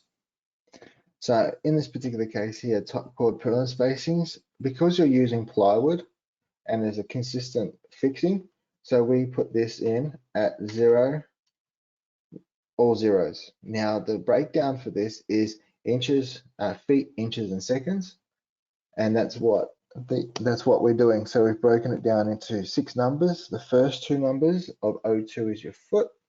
The second 2 numbers is your inches, and your last 2 numbers is your seconds of 16ths. So that's how you would work this out. In the same context, your bottom chord again is at 0. So you have those two generally both at full zeros or 6 zeros in line. From here, we would go into our wind code. Now, there are some changes that we will have to make in Trust Plus once we convert. So we're just doing a couple of basic setups. And then once we get into Trust Plus, we do have to set up a couple of different parameters because of the transfer from our program to Trust Plus is not seamless. it does send through a couple of numbers, but not everything automatically adjusts itself. So you will see when we get to Trust Plus, we have to do a little bit of this again. Now, wind speeds, now this will vary depending on your region. Again, if you're in the lower east corner, we're talking about like your Florida, Bahamas, even New Orleans, those sorts of things where you've got the high wind regions that vary between 140 to 190 miles per hour of wind. This is where you put your speed into it. Your building width, so you need to specify your building width. So in this particular case here, I'm pretty sure, I think it was 21 foot and something inches. So I'm just going to put 21 foot. I think it was 3 inches, something along those lines. Again, we may have to change these numbers again. The length is 41 foot. And our mean roof height, knowing that my wall plate is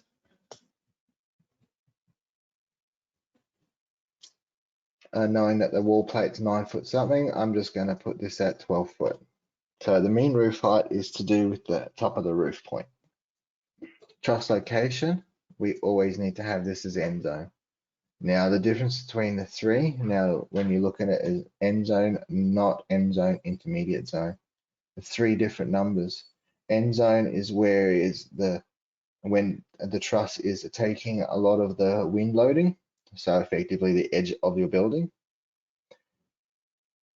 Not end zone is when the not end zone is when it's covered by something else. For example, a structure within a structure, or an extension, for example, a roof on top of an office in a factory where the wind loads aren't applied because of the actual structure and the actual factory structure. An intermediate zone is a truss that's located generally within the center of a building that is not attached or separate to the ends of the end part of the trusses, so an individual truss. But in this particular case here, we're going to use end zone because the truss is going from outside to outside. Now we are, like I said, we are going to change a couple of things. I'm going to put this at 120, for example, wind speed, just to give us a little bit of a higher wind speed. Generally, most of the North American market is somewhere around 90 to 100 miles an hour, majority. Again, except for those wind regions that are higher, like your Florida coastlines and stuff like that. Now, from here, you can put in snow. If you are having snow, you can supply all the information for the snow. I'm not too sure who's on the online that is in snow regions, but this is more the north part of North America and into Canada. We would use a snow factor. But in this particular case here, I'm not going to put any snow onto it, and I'm going to go through. So once you've done this, we can hit the save button at the bottom. Once you've selected the save button, what it does, it creates the folder next to the design file. So your design file is in this particular saved location, and right next to it now is a folder called trusses. The name is exactly the same name as the actual design file, underscore trusses. And this is where all the truss information for our Truss Plus is stored. Now I'm going to press OK on this as well. And I'm a little bit out with the width, but that's fine because we can go back into it. So once you have done this, once you have loaded up all your loads and everything else like that, we can go into Truss Plus. Now I'm going to leave it for a minute just and make sure everyone's okay with that. If there's any questions coming through, send them through. I'll just leave it for a minute or two.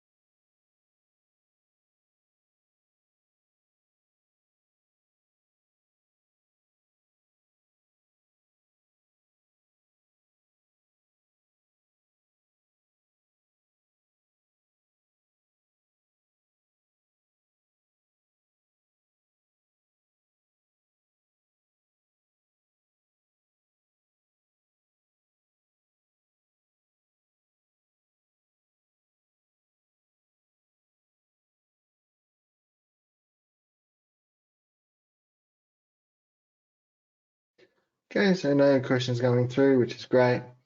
So we've done up we've drawn our trusses, we've done our loads. Now from here, what we're going to do is do the transfer. So first things first, we're going to go into our file. In our project, we're going to go file. Now in our file, one of the activated things here for Truss Plus is this truss engineering. First things first, what we're going to do is we're going to rename identical trusses. Now this is really important so that all the trusses that are identical, be it length, span, length of the truss, the shape of the truss, the load bearing points, the centers, everything else like that are all the same.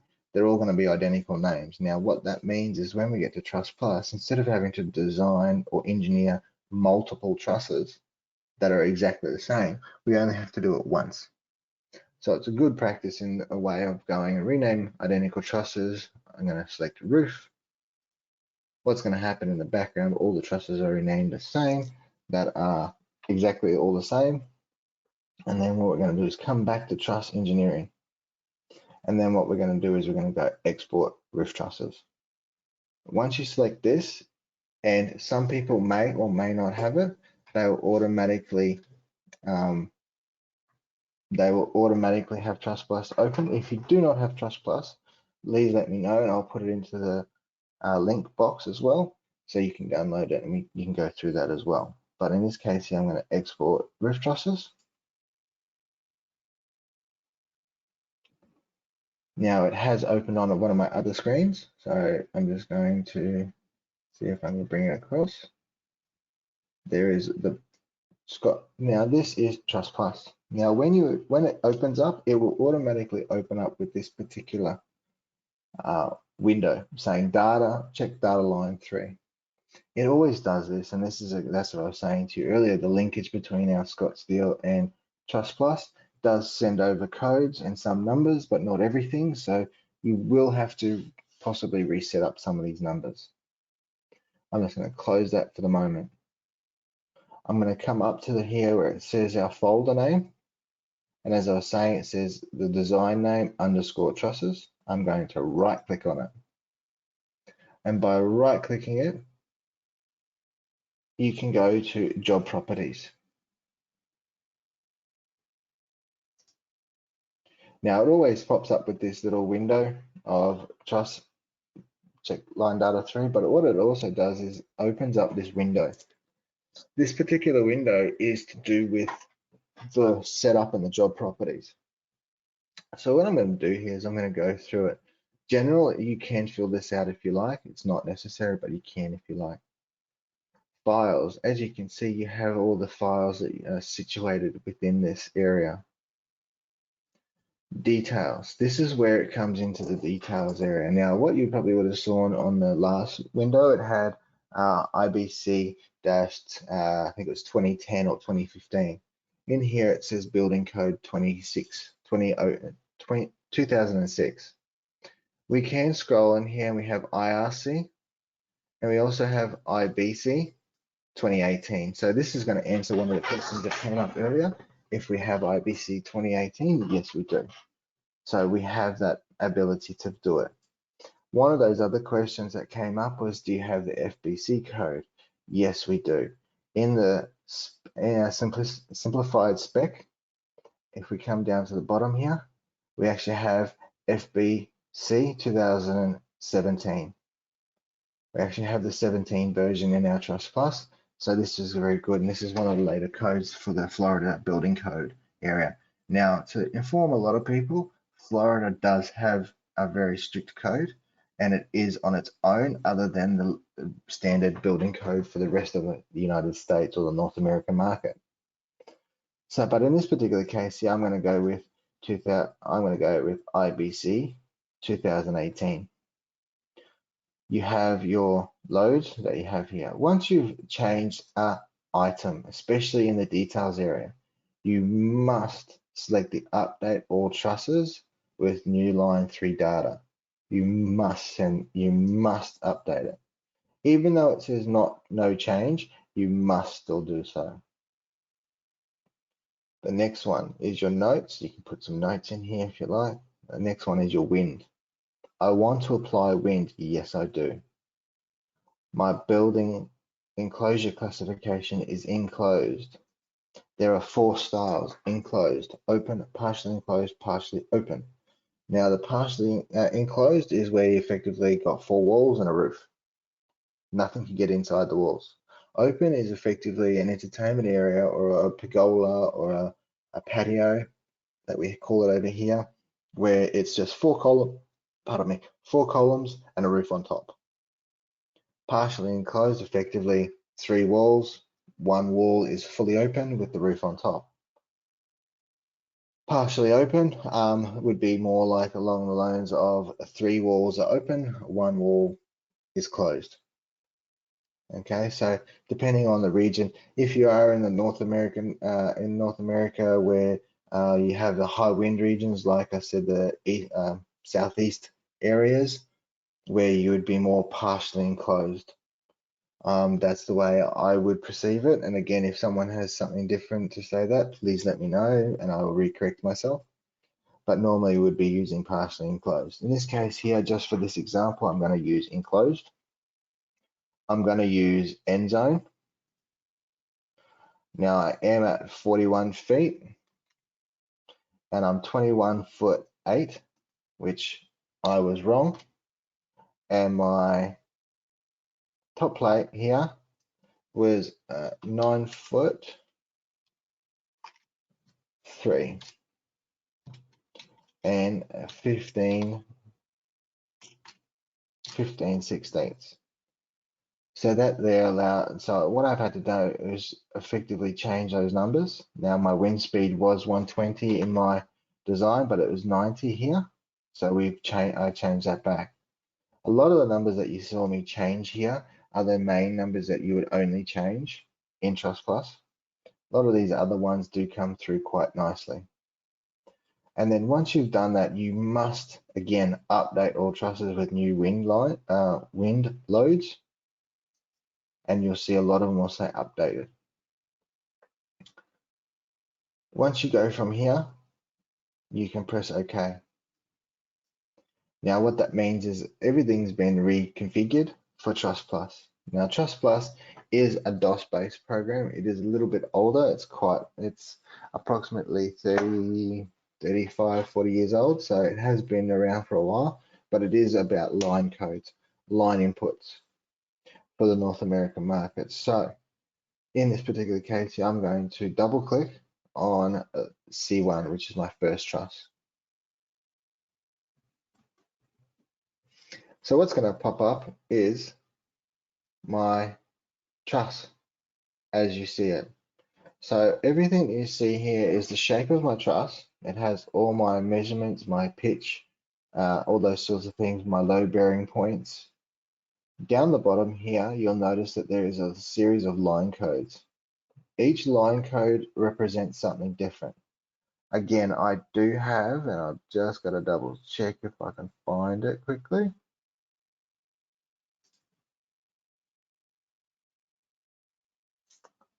I do have a short document that shows you each of these line codes and what they do.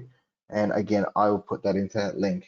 What I'll do is after today's session, I will send out the link to Scott for him to distribute overnight or later on this evening for everyone, so they can start downloading everything and looking into it. But in this particular case here, again, this is based upon the Truss Plus. We've got line 6, which to do with the labeling, the quantity and the version of software. Line 7 is the overall bottom chord length that we're drawing to. Line 8 is to do with the shape of the top chord, our heels and the shape of the top chord. Line 9 is the shape of the bottom chord. In this case here, it's just as a flat bottom chord. Line 5 is to do with all our bearing points. So quite easy to sort of go through. Line 78 is to do with all our wind loads and our what categories we're doing to in engineering, the building width, length, etc., etc. And line 88 is to do with our purlins, which is our top and bottom purlin spacings. In this particular case here, what I would normally do, and this is to do with anyone, whenever you're doing Trust Plus, the first thing you must do, and this is quite intricate, and the reason why I say you must is the process that I'm about to do then transfers loads from one truss to another. So for example, the girder trusses, the jack trusses or corner jack trusses or hip trusses, whatever you want to call them, they are then loaded with the connections. So you can specify what's going to be with what. And what we must do is up here in our toolbar, and there's only a handful of buttons that we use at the top here throughout the whole process. One of those things is this little red button that says auto, where we're going to go auto run. We're going to select that button. Now it has appeared on one of my other screens, and I'm just going to try and drag it across.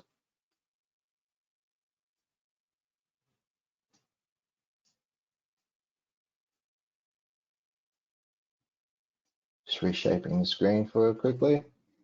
So it is a screen that pops up like this, and it says auto run.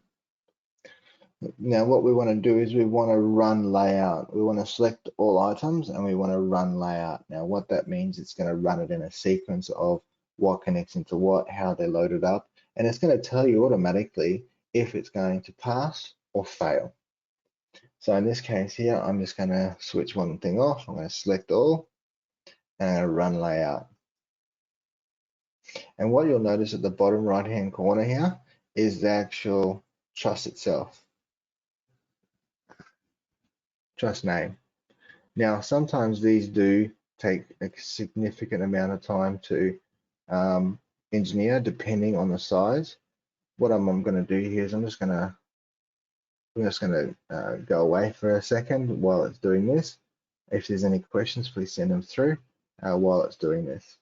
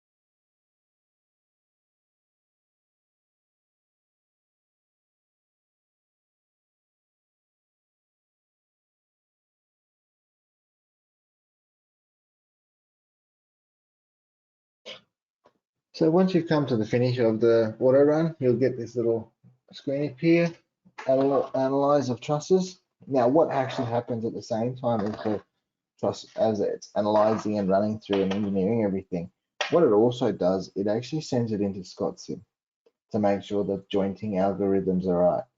Now, as I was speaking yesterday to everyone about ScotSim, ScotSim is real powerful as in the fact that it helps you make sure everything runs right out of your machine with no issues. Now I'm just going to press OK on this button, and what you'll notice is, in this particular case on another screen, ScotSim will appear with the last truss in the sequence. I'm just going to close that. In this particular case here, we don't need to see that. And then what I'll do is I'll also close this auto run down. Now, when you close auto run, on the left hand side where the tree of all the trusses, and it's got a little blank piece of paper next to the name. Once you close your Trust Plus or your auto rundown, it will change. Now, a lot of them will either have a green tick or blank page. Now the green tick means that it has automatically engineered through the auto run and they pass. The blank pieces of paper meaning that it has engineered and failed to go through the sequence. Now what I'm going to do is, even though it's passed, I'm going to try and reconfigure the truss. I'm going to try and pull some steel out to see what I can do, and also see what thickness of steel they are in. So I'm going to go back into my first one, C1. In this C1 here, I'm going to manually engineer it. Now to manually engineer it, there's a couple of different ways. You can come up to the toolbar here, and there is a little box that says review mode, which looks like a pair of glasses on a book or on a keyboard, which is quite what they call review mode. And I can select that. I can come down here on the toolbar where it has the codes. I can select R for review and press enter. And or if I select anywhere on the picture of the truss and I select R, it automatically sends it into the review mode. So in this case here, I'm just going to select the button. What you'll notice is that this little window pops up, and this is the window status of how many engineering tests or load cases it is doing. In this particular case for this truss, it was doing 98 load cases. So this is 98 different tests that it is doing on this particular truss to see if it works. Now it has passed. There is no, at the bottom here is our actual engineering screen, which shows us how everything works and what stresses and strains are applied. Now on the right hand side here, you'll see top, bottom, and web. These are our three main components. And on the right hand side of that, you'll see it 0.44. That means that it is 44%. So it's only working at 44% of its 100% capacity.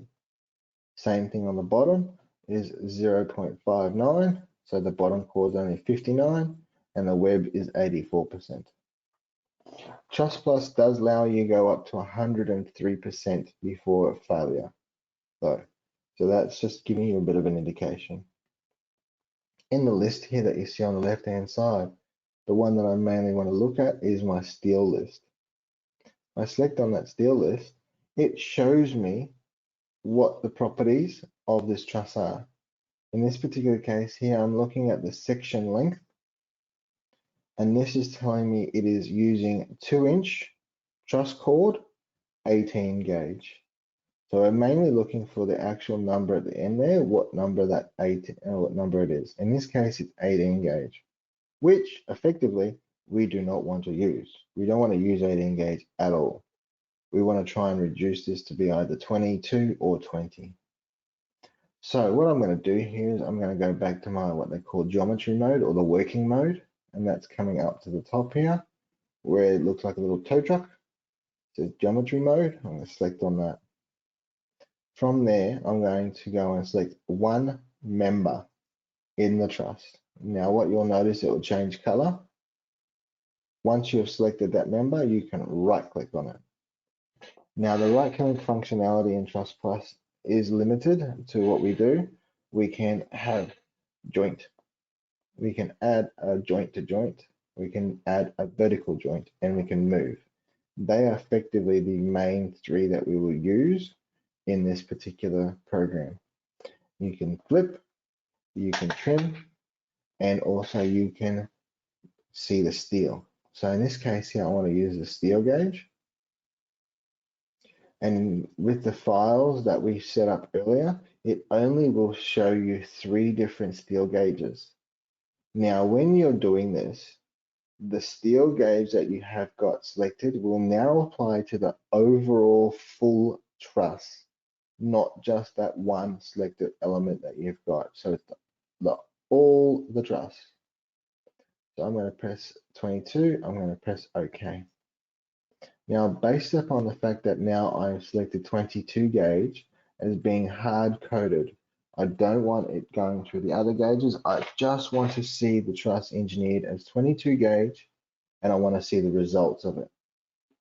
In this case here, when you do anything physically to the truss that is changing steel gauge, adding members, be it verticals or joint to joint or anything like that, it is then stored in what they classify as a buffer, which this big red square at the top toolbar becomes a buffer.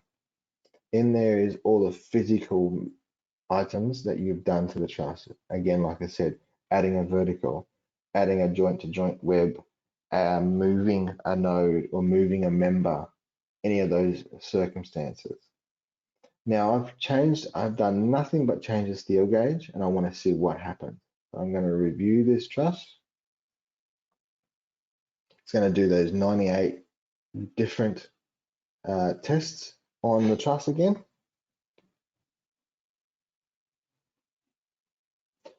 And in this particular case here, it actually done it twice. So it engineered the truss twice in a sequence of steps. Now, the reason why it done it in a sequence of twice is to verify some of the things and add in particular points. So if I zoom in on, oops, in this particular web here, this one that comes from the top coming to the load bearing point, you'll see these little circles at that particular connection. Those circles are what they call spaces. They are a nylon insert that is positioned at the bolt, or in the bolt actually goes into the nylon, and it is for the connection, so it's under compression. So what it would have done is engineered the truss with none of these elements, and then it would have added some extra elements to see if it passes, and it would have added some of these things. IP, this is to do with internal purlin. So this is something that goes from truss to truss so that it stabilizes the truss either way, and also helps that diagonal member. So in this particular case here, we took a truss that was automatically designed as 18 gauge down to 22 gauge, or just by changing it and telling it to physically engineer it at 22 gauge. I'm going to go to my next truss, which is C2. I'm going to engineer this truss. I'm not going to do anything. I'm just going to go straight away because it failed. So I want to know why it failed first.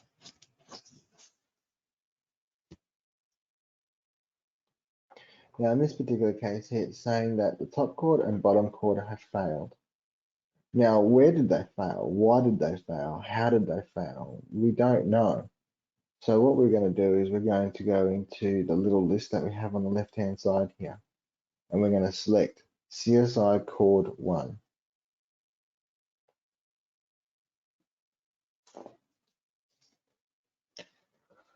CSI Chord 1 shows you the member, the nodes, and the section. Now, if you're not sure what the node is, if I zoom in on the truss here, every connection, which is effectively our bolt connection, has a number, and that is what a node is. So what it's saying, particularly this nodes 1 to 3. So in this particular case here, 3 to 5, it's saying that's what it is. We have our section 18 gauge. We have our yield strength of 50 KSI. And the three columns that we're really wanting to look at is the AXL SI, BND SI, and the CSI. These three columns here are to do with the engineering specifications. So CSI is combined stress index. This combined stress index meaning that it is BND, which is bending stress index, and AXL is axial stress index. What that means is axial is when the profile is being either compressed or pulled apart or tensioned.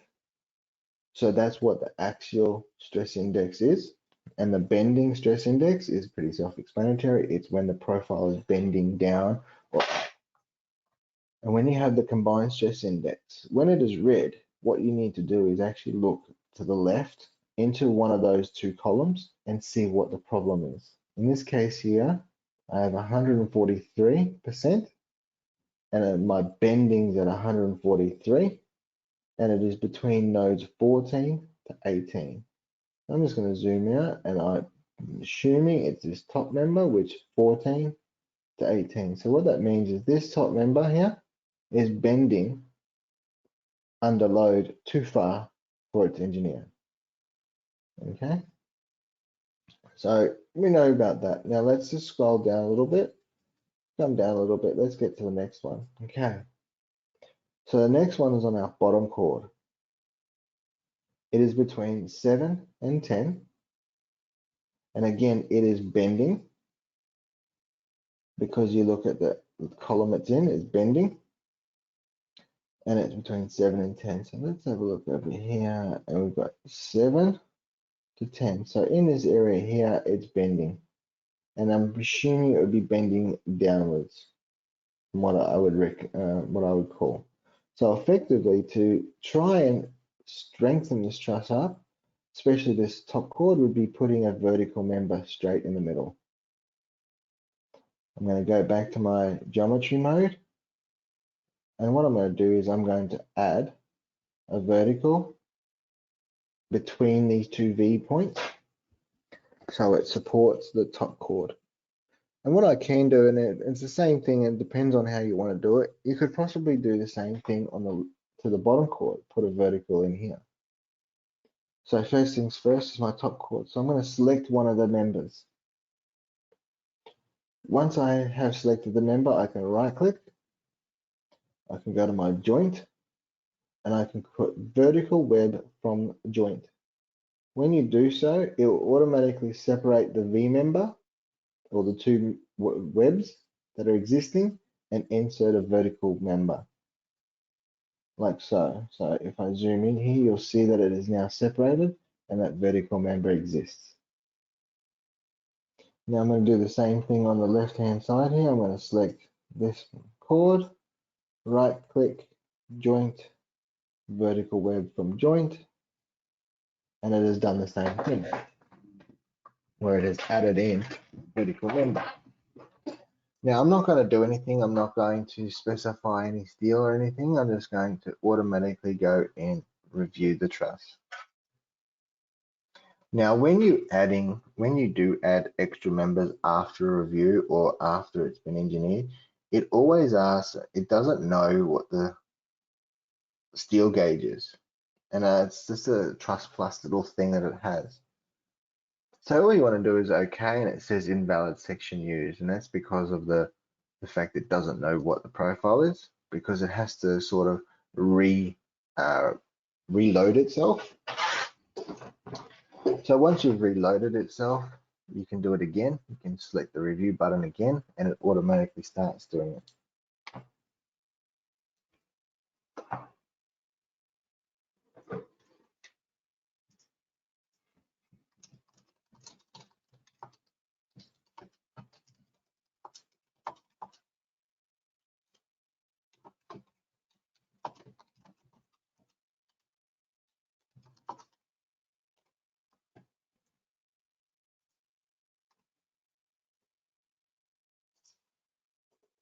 Now in this particular case here, it's still the top chord is now passing, but my bottom chord's failing. I'm going to go to my CSI chord, and I'm going to have a look what else is wrong. Now between 7 and 10, where it was a problem before, it's no longer a problem. Keep going down. Now the problem has relocated itself to 27 to 30, which I would assume is 27 to 30. So it's the opposite side to what it was existing. So again, by putting that vertical in, yes, it's still 18 gauge, but you'll probably see once we put that vertical in, you'll probably see that it will automatically go down a gauge anyway. So again, I'm going to select the member. I'm going to go joint, vertical web joint, inserted it. I'm going to select R. I'm going to just press R on my keyboard. Again, it gives you that error because we've added a new member into it, which is fine. I'm going to select R again.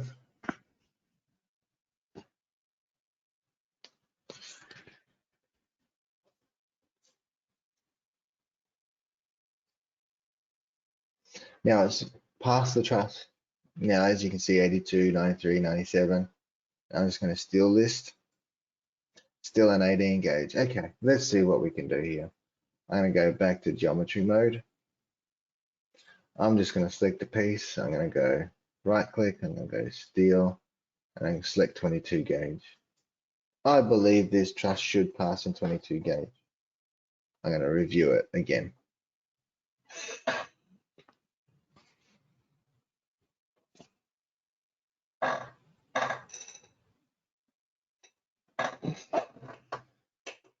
Okay, so it's still coming up with some failures. I'm going to select 11 to 14, 11 to 14. Okay, you know what I'm going to do here is I'm going to scrap trying to put any additional vertical members in. I'm going to reconfigure the webbing. So what I'm going to do is I'm just going to clear all the vertical members by going into my buffer that I selected, the red little box up here where my storage of changes are. I'm going to delete all the verticals. I'm going to leave the 22 gauge though. Now what I'm going to do here, I'm going to show you how you can reconfigure the bracing members for the truss. So first things first, in our line code down the bottom, you can do it one of two ways. You can select on the actual number that you see on the left hand list, or you can start typing it in. I'm going to start typing it in, and what I'm going to do is line 11 space. So line 11 is the top chord panels. So how many open spaces do you have on each chord? So when you look at it, for example, this left-hand top chord, there is 2 open spaces between the webs. On the middle one, there's 1. On the right-hand side, there is 2. So what you want to do is you want to have a number for each top chord. So in this case here, I'm going to put 3 space 2 space 3. So what it's going to do is going to give me 3 open sections on the left chord. It's going to put 2 in the middle, and it's going to put 3 on the other end.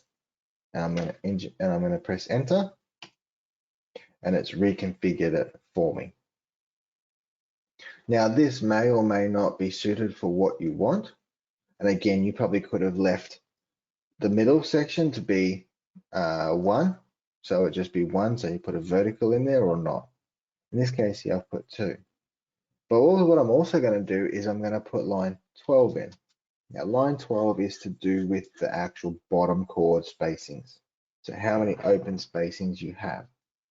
Now a good rule of thumb that I generally work with when it comes to trusses like this is you add up the number you have on your top or on your line 11 or top chord, and you subtract it by 1.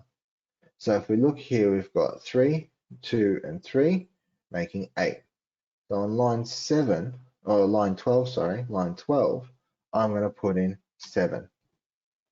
And I'm going to hit enter. And what it does, it just slightly reconfigures the truss. Sometimes it pulls material out, sometimes it doesn't, it just repositions the nodes differently. In this particular case here, I think it's just repositioned them. So in some cases, I probably could go, don't worry about it. In this case here, I'm just going to play around with it just to give you a little bit of a look into it and see. I'm going to go down to 6. And you can see how the webbing configuration is changing to accommodate the number that I'm putting in there. And if I put 5, enter, you can see that it's repositioning itself again. So depending on what you want to do and how you want to see it and how you think is going to be best suited for what you're trying to achieve, you put a different number in. But in this case here, I'm just going to go and take the number away. If you have nothing after the line code and press enter, it automatically deletes that line code. In this case, it goes back to default. I'm going to select R on my keyboard and enter because I'm still in my line codes at the bottom. I'm going to send it through the review mode. Now remember, this truss is still in 22 gauge.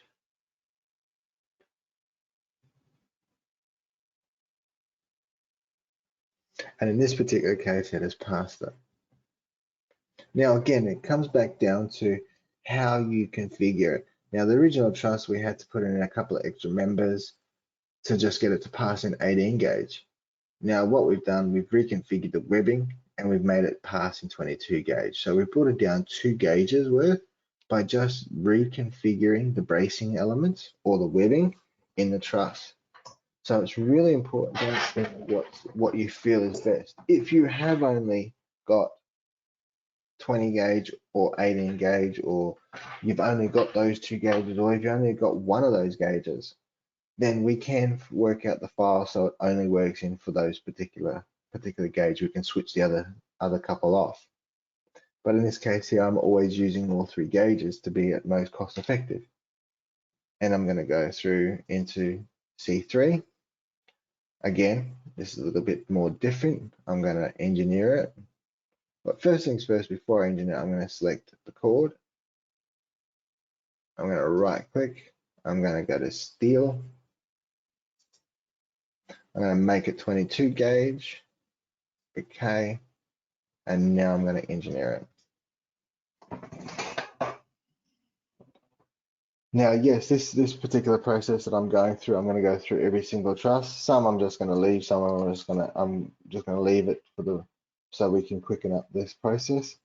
So the warning that's popped up here is that webs are too close to produce by Rollformer. Now you must remember that Truss Plus has its own internal connection capacity or connections, which don't apply to the way we manufacture it from our truss machine or from a machine. So we can leave that, we can ignore that warning. So I'm just going to close that. Now I'm looking at the steel gauge, 22 gauge, and it's passed. So it's passed through. It's going to go to the next one, J1. Again, this comes back down to how you configure it. In this case here, we've got 2 webs. Oops. I'm only going to put 1 web in by putting in line 11 and 12 and 1 and 1 because that's all I want to see. And you don't have to automatically engineer them at the time that you're doing it. You can possibly do it later on. Again, I'm just going through and just actually I'm going back to J1. I'm going to review it, make sure it passes. Steel gauge of 22 gauge, it's fine. Going to J2, engineer it. Steel gauge 22. So they've automatically gone into those particular steel gauges. So when you manually engineer, you'll notice on the left-hand side, the little boxes change from green to blue and or from empty to a blue tick. So blue tick specifies that it is manually engineered.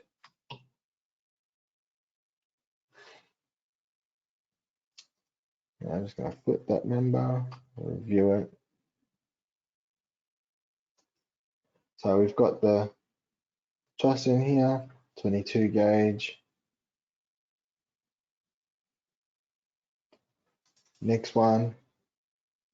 Again, this is all about how you see fit in the way you want to do your trusses. And again, you can configure your webbing configurations as differently as you like. And again, you can see that there's extensions on the truss, on these jack trusses, that they get longer and longer as you start going through it.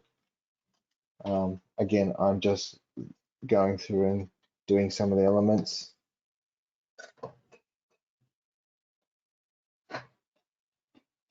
Close that down. Next one, 2 and 2. I'll flip that web, engineer it, etc.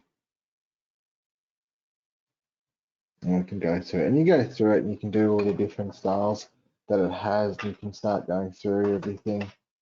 Again, that would be 1 and 1.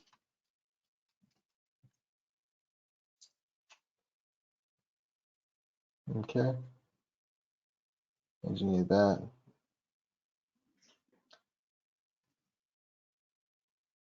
So a question's popped through and I'm just going to answer it while it's in my head.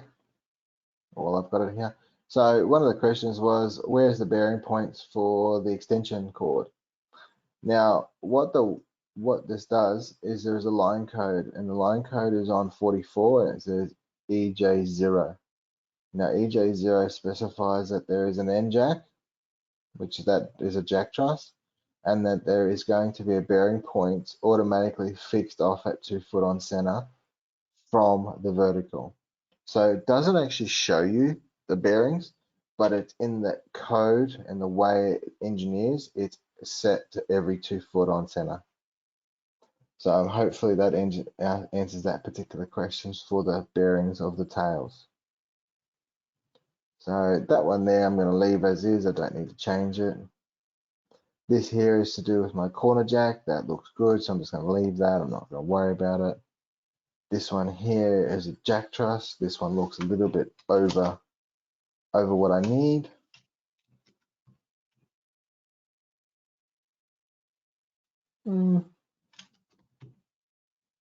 Let's see what that does. So I've just configured it. Is it still in 22 gauge, 18 gauge? Well, no, I don't want 18 gauge. What I'm going to do is I'm just going to take line 11 away, and line 12 away, go back to default, engineer that quickly manually, see what steel gauge that's in, 22, so I don't even have to worry about it. So, like I said, some of the trusses you don't even have to touch because they're really at the limit or the lowest gauge. This one here might be in, I'm going to engineer this quickly. I just want to see what it's done, if it's in 18, if it's in what gauge it's in, 18 gauge. So in this particular case here, I'm going to change it. I go 2, I go to 2, I review that. Steel gauge of 22. So by changing some of the configurations, you can actually get it to work in a lower gauge. That one I'm not going to change. That one I'm going to change.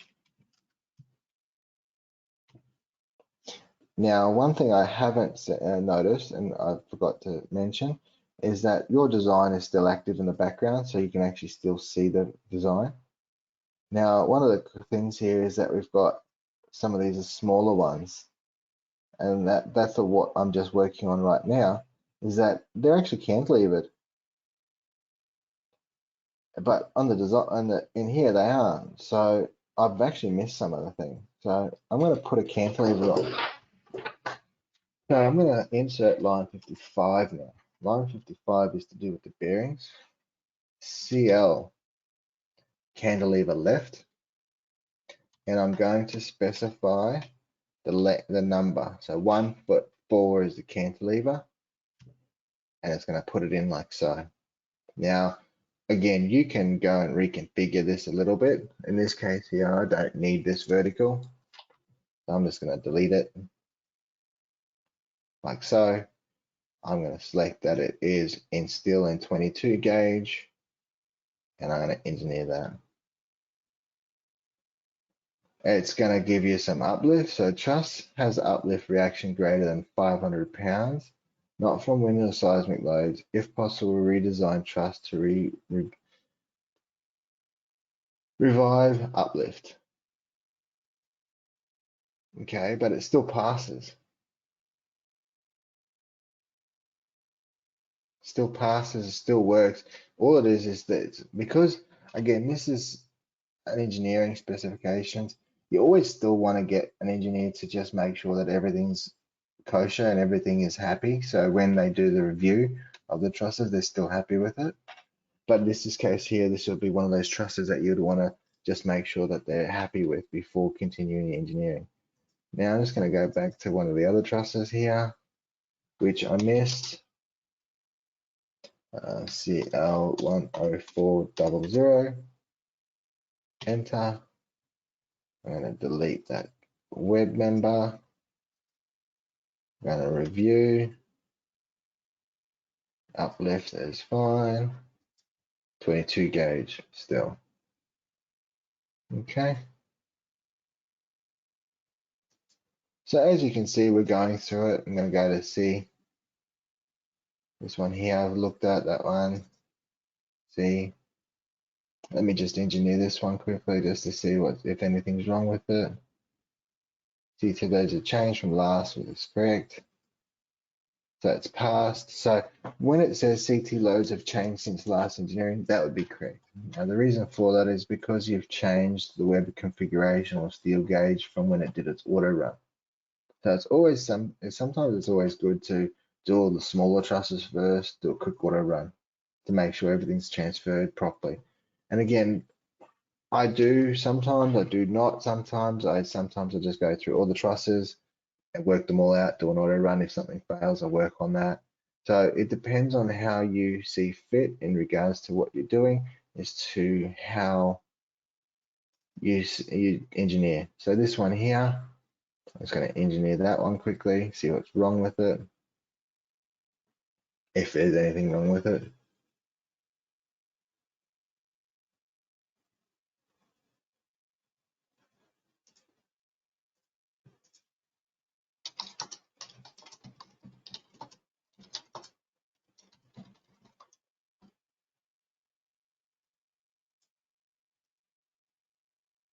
Got some change of reactions again. And in this particular case here, it's engineered the girder truss. Now, if I go to my steel list, it is an 18 gauge. And again, it is up to the user that is doing this. If they really want to try and put this into 22 gauge, they're more than happy to put it into 22 gauge and see what it does in engineering wise. I don't think effectively a girder truss like this may fail in 22 gauge if we try to do it, but I'm going to see. Steel, 20 gauge, okay, review. So I'll just put this into 20 gauge. I just want to come down a gauge, not 2 gauges. Now it will probably fail on the either side of the truss, either end. That's my prediction. Oh, there we go. It hasn't. But what it has done is put in a whole bunch of spaces in the webs and a whole bunch of in-plane bracing members. So where 18 gauge wouldn't need them, 20 gauge does. Again, this comes back down to how those spaces aren't very expensive, and you can buy them from what I know, you can buy them from a locally, or you can buy them from us. Either way, so we can have a look at that later on. I'm just going to go through. That looks fine. That looks fine. Ooh, this one's a bit weird. This one's a bit more full on. This one's failed. Let's review this one.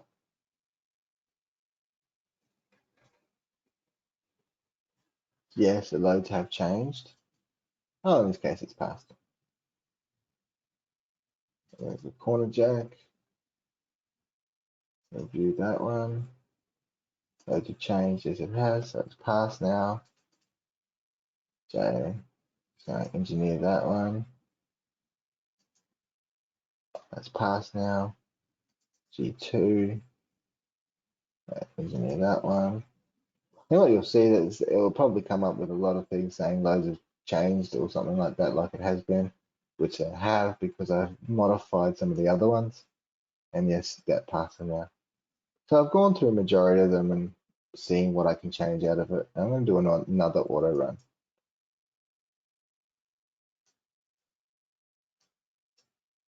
Now it is on a different screen of mine, so I'm just going to try and bring it across. For some reason it's being a little bit wacky tonight. Or today. I'll select all, run layout. Now again, it's going to take a few minutes. I'm just going to pause myself. If there's any questions, let them through, please.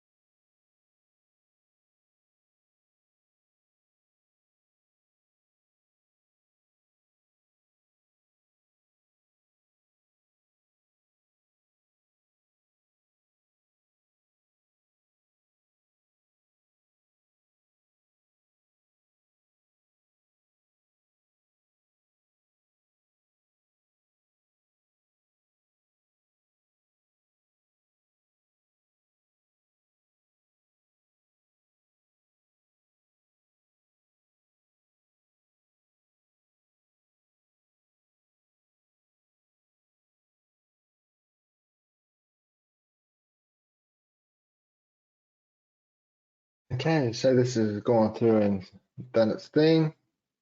It's got ScotSim window pop up. Got ScotSim appearing. I'm gonna close that down. I'm gonna close down the auto run. And what you'll see inside the truss tree has all now got green ticks. So that means that everything's passed, everything's done, dusted, engineered, everything. So from that though, we need to do one or two more things, and it's automatic. It actually goes through the auto run. One is to create the engineering documentation. That's one.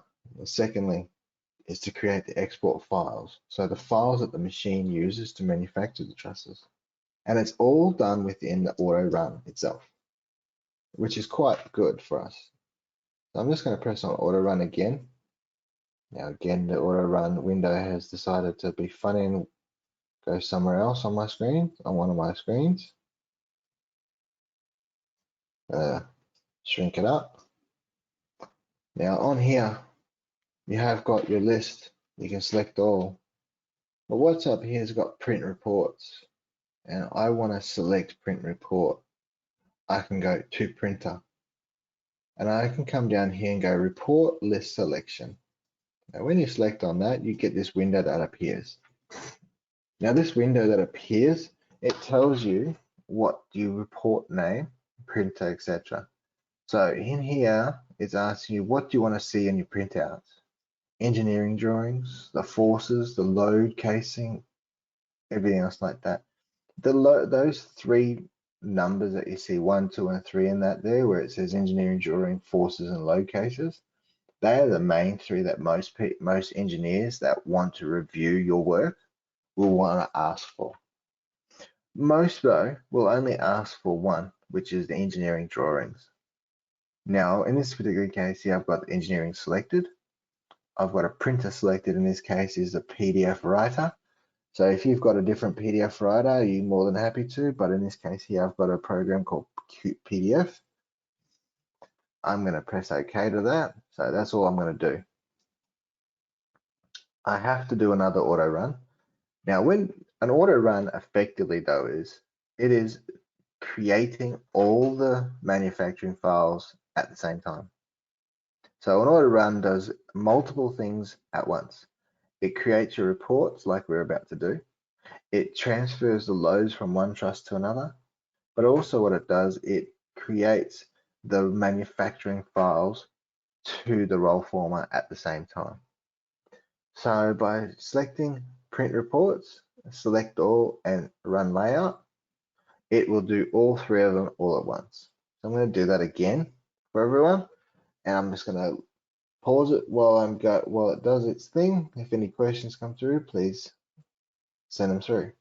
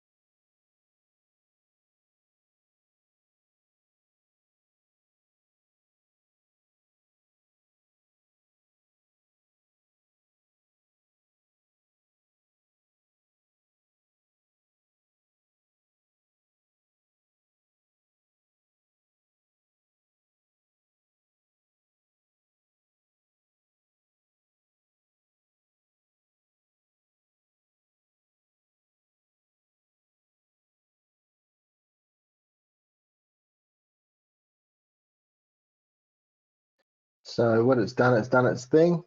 It's asked me to save where I want to save this particular report. In this case here, I'm just going to rename it. I'm going to put it as, I'm going to put it on my desktop. For this particular example, I saved it. It always does the whole ScotSim viewing, as you can see here. I'm just going to close this auto rundown. But what I'm going to do, I'm going to show, I'm going to open up the PDF. So the PDF is now open. This is what it shows you. Come on. So on the PDF, it goes through and it shows you the report and says the different things. We can change some of the logos on this. In this particular case here, I haven't changed any of my logos, so it goes through, tells you the live load, dead loads, the actual codes that it's building to, the truss itself. It tells you how many there is, what the spacing is, weight, etc. And it's just, again, goes through, and this is, majority of engineers only require this particular document, and that's it. Okay, if there's any questions about this, that's great. If not, then we'll just continue onwards. So this here is your actual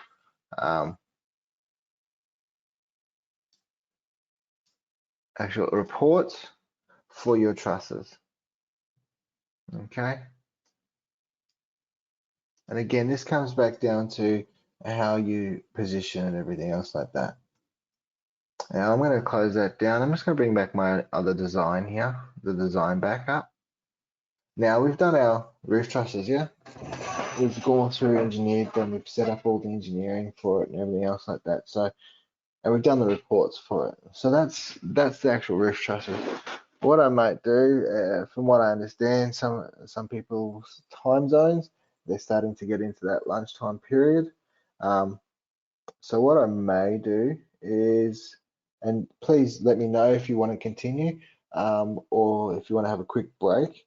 But I'll give you a couple of minutes. Let me know your thoughts. Send me a message through or, to tell me what you want to do, if you want to continue or if you want to have a quick break. So I'll just leave it there for a minute.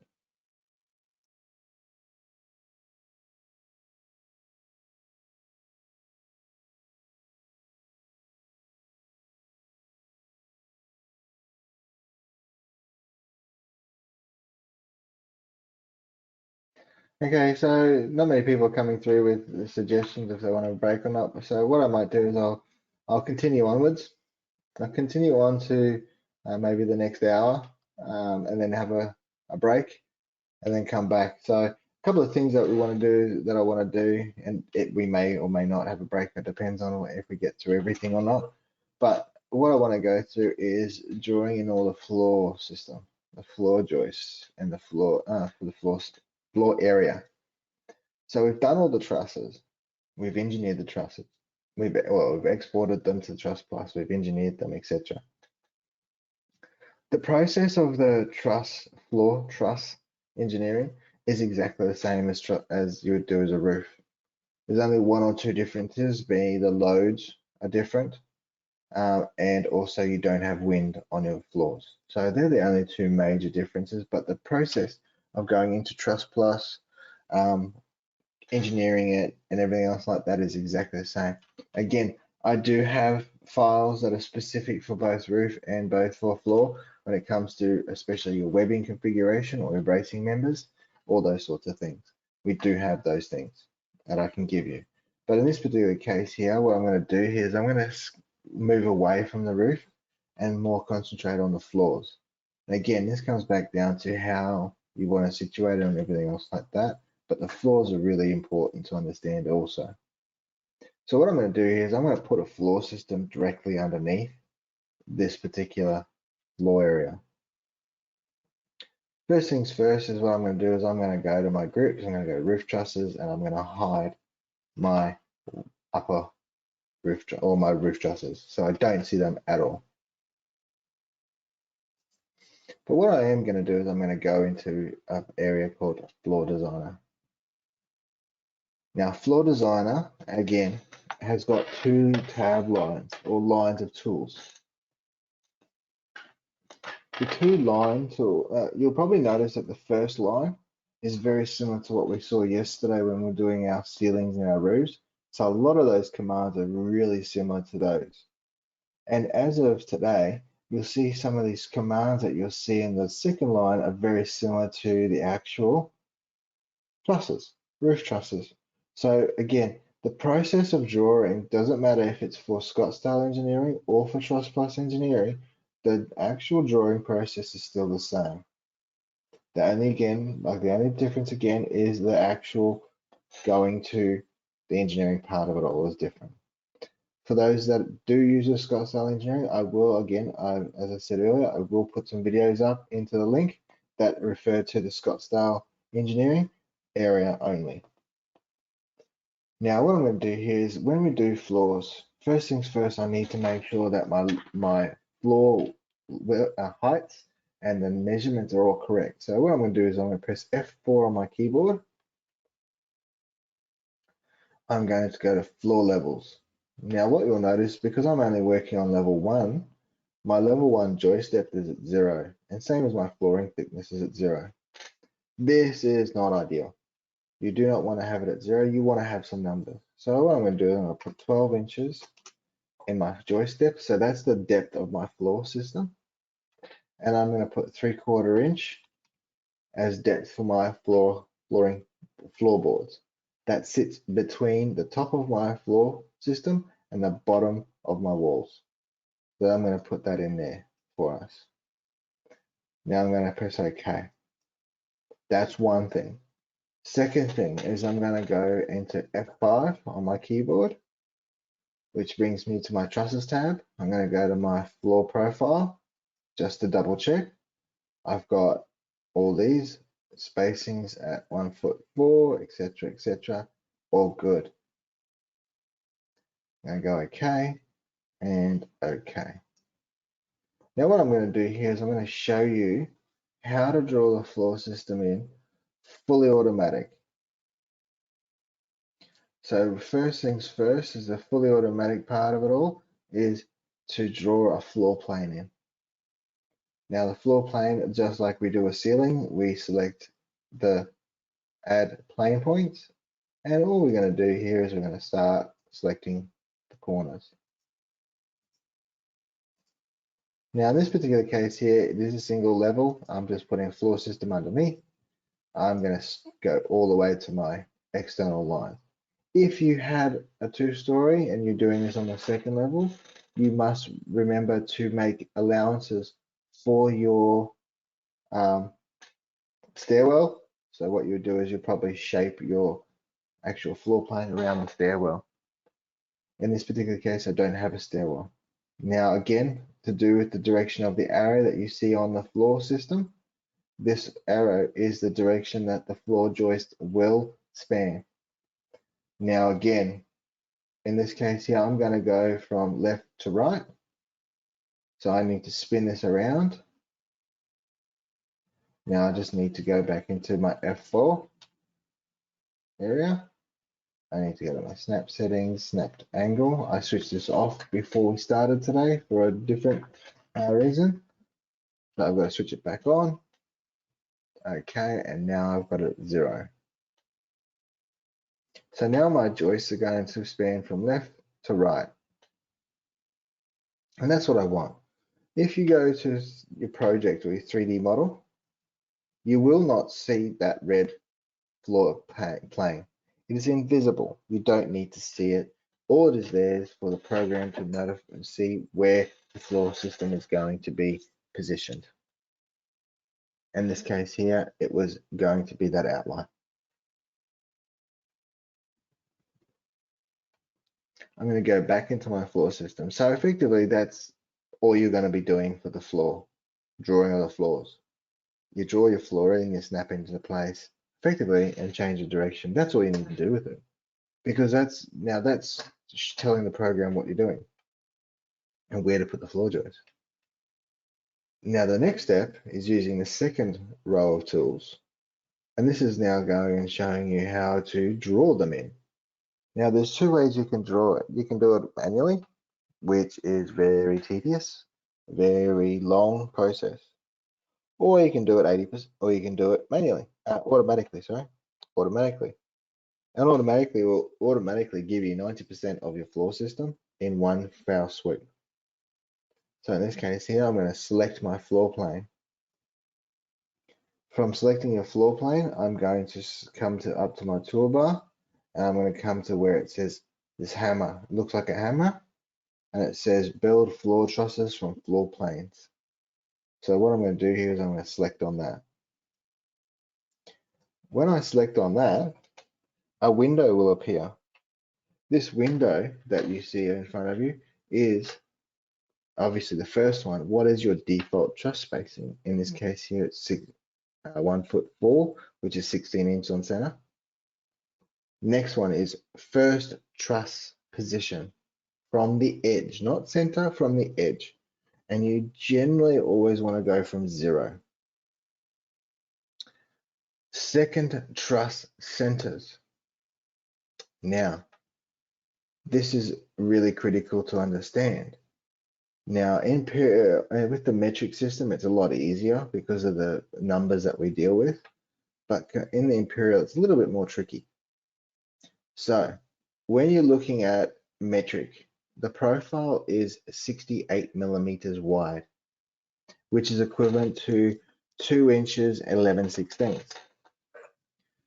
Now, when you're doing centers, you need to always remember what the half distance is. So in metric, it's 34 millimeters. When you're looking at the Imperial though, you're looking at 1 inch and 11/32. So what you need to do effectively is minus 34 millimeters or 1 inch 11/32 off this number. So effectively what that's going to leave us is with 1'2" and 21/32. So that there is your second, and the reason why is because when you're putting your floorboard system on top of your joists, you always go from the outside line. Now this second truss is working to centers. So from your first truss to your second truss, it's asking you what the center distance is. Now, that's why you need to be very careful about minusing the half distance of your truss. Now I'm going to leave that, and that's what my second is. And I'll show you, and once it's drawn, I'll show you the measurements, what I mean by center to center and edge, etc. So I'm just going to leave that. But if you're doing metric, for example, if you're doing 450 or 400 centers or 600 centers, remember to minus your 34 millimeters. For your truss profile, that is your truss profile, remember? But if you're doing a panel system, it's whatever half of whatever your panel is. So again, depending on what you're doing and what profile, the processes are still the same. The numbers you still need to work out, as in your minusing number off that second truss.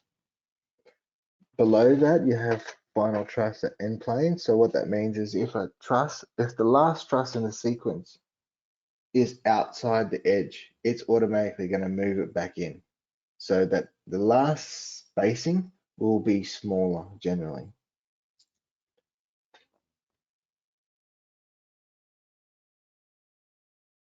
From there, below that, you have your perimeter. Now I'm gonna delete the trusses, and I'm going to show you all three of them one after the other. First thing, I'm going to leave it as none.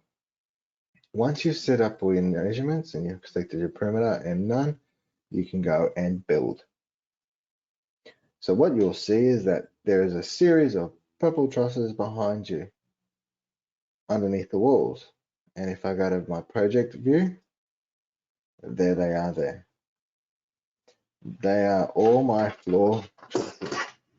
They are sitting directly underneath all my walls. There will be if I zoom in here, there will be a 3/4 inch gap in between the two, as you see there. Now, when you select perimeter and it says none, what that means is at the end of these trusses, as you can see, there is nothing there either holding them up or sitting in between them from stopping them from rolling.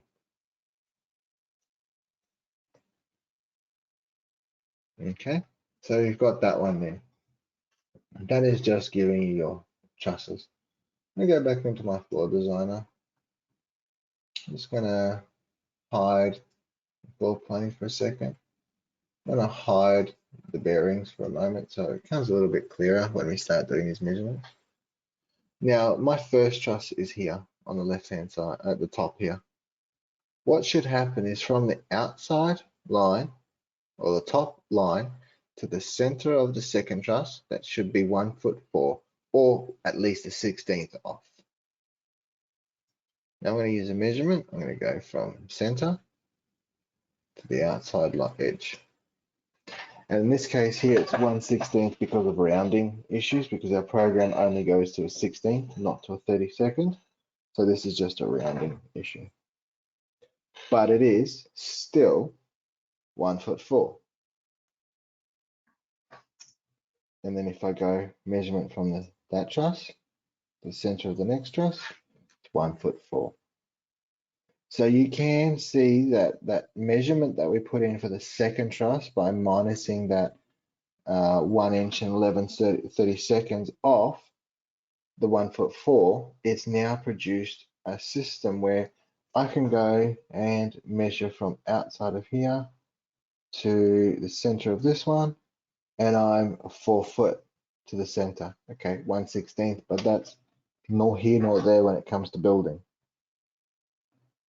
So you go from the outside edge to the center where you put two boards connected into each other on the center line of that floor joist. And even if you do the boards the opposite direction in 8-foot segments, you can come down here, go to this one here, go to the center. And again, it is 1/16 of 8 foot. Again, like I said, 1/16 is nor here nor there when it comes to your floor system. Okay.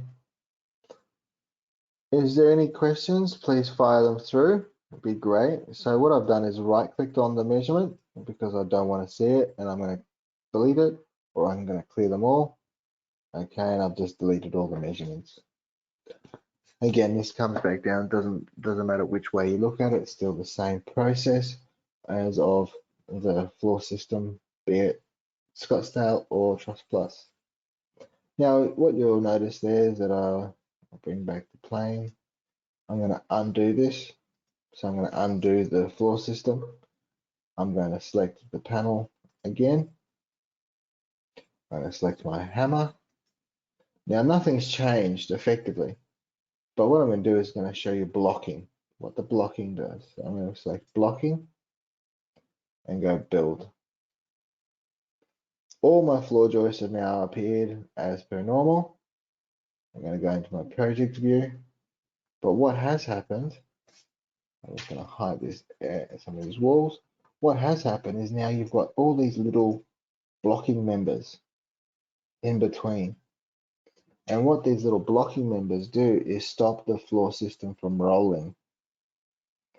Okay, so this is really good if you don't want to put a perimeter, or if you are used to just putting floor systems on top of walls directly. But what the blocking also does allow you to have your floor system or your floorboard system directly on top of it.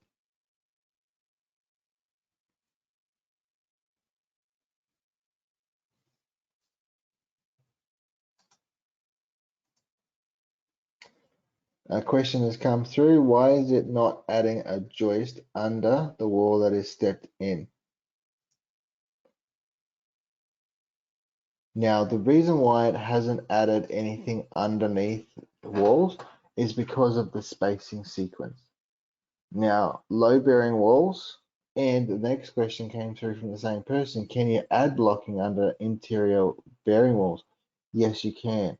So what the system does automatically is it draws in your lengths, your perimeter or blocking for the default numbers. It doesn't effectively know, or it doesn't, if it's a bit of a hard one there, where it doesn't know where to actually put additional blocking. That's where I said earlier, it gives you approximately 90 to 95% of the floor system automatically. And then there are certain little areas where you may have to add extras. Now, like if I come around to this corner here, where this is an external wall, but there's no floor joist underneath it. So I need to add an extra one in there for that perimeter. So it gives you a majority of it automatically, and that's what we're looking for, is having to eliminate the majority work and only having to worry about the little areas, be it at end here, any load-bearing walls that we may have to put extra blocking into, bathrooms and toilets, where you've got your bathroom and toilet pipes that you need to be very careful of. Now, those sorts of things. So it's really some of those things are now manually orientated, where you go in and draw them in. Okay, and that, I guess that's for everyone. So 90 to 95% of the floor system automatically, and then you have to finish them off, and by drawing single trusses here and there.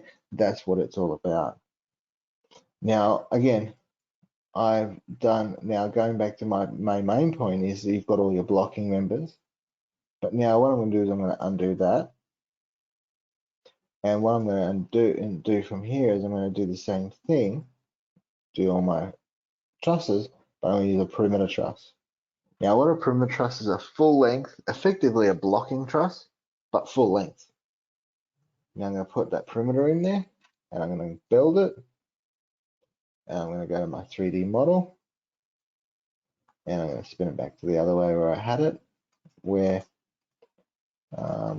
the wall, where we originally had blocking in between all these trusses. Now we've got a full length truss, which we classify as a perimeter, and this allows us to now butt it in and connect it that way, which allows stoppage of rolling and also gives us a full fixing along the perimeter of our building.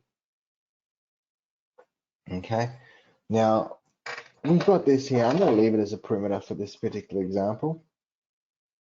And what I'm going to do here is I'm going to go and speak about the comment about load-bearing walls and blocking and stuff like that and finishing it off.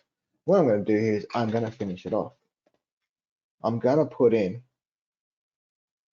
a new floor joist on the edge here. Now, when you look at this, the first button here, it says draw floor truss. And that's what I want to do, is I want to draw a new floor truss from end to end here. Now, unlike the roof trusses as such, and or drawing of wall panel, roof trusses is very similar to this. I'm sorry, my apologies. I'm more referencing to walls and supports and stuff like that, where they automatically connect when you drill them near each other. Trusses don't. So what I'm going to do here, oops, I'm going to just press escape. I'm going to select the truss. I'm just going to move it out a little bit. Now, the reason why I'm moving it out, because I want to put a measure, pardon me, let's hide that floor pane so it's a little bit clearer for everyone.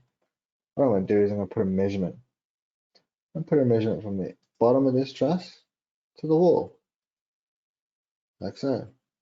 Now, by using the measurement, now allows me to, gives me the actual ability to select on the truss, select on the measurement, and select 0. So now it is flush with the outside of that wall. Again, now what I want to do is I want to extend it so it butts into both ends, but into the perimeter. But then also I need to extend this one up so it butts into it. So there's a couple of trimming commands here I have to do. Now, in here we have a little, now the only difference between Roof Designer and Floor Designer is the way you select a truss to trim. In Floor Designer, we have this command up here where it says select multiple trusses. And this is effectively our line selection. Do you want to rebuild the truss, reprofile? No, I do not. Now I can use my trim command. It again selects bottom, top, or both, in this case, both. And what I want to do is I want to trim it to this truss. And that's what it's done, it's extended itself to the truss. So the only difference when it comes to roof trusses and floor trusses is how you select it, like I said previously, is by using this multiple truss selection command instead of the shift key. Trimming is exactly the same as you do as a roof truss, like so. I'll do this one, trim both to that truss there. So effectively what I've done there is I've blocked it out as per what was required. So now I'm about 97% there. I'm about 97% there. Now the reason why I say 97% is because of the way that the blocking members in between where the load bearing walls are. Now, effectively, you don't need to do every single bay for blocking. It's mainly to do with where the roof trusses land. Now, what I'm going to do here is I'm going to go to my group.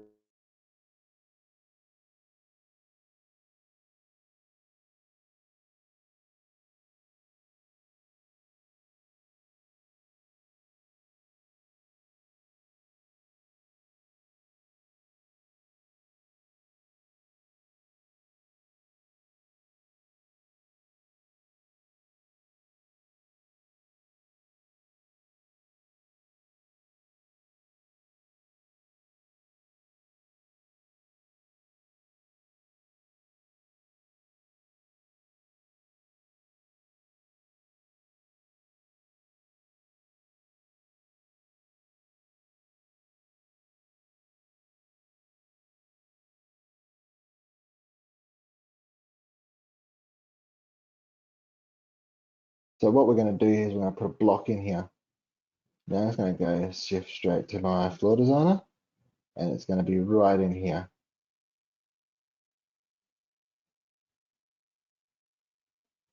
Just to let everyone know, for some reason my audio keeps fading in and out, and yes, I am talking, but it keeps fading in and out for some reason, and I don't know why. Let me just reset my mic quickly. Give me, I'm just going to see if that helps.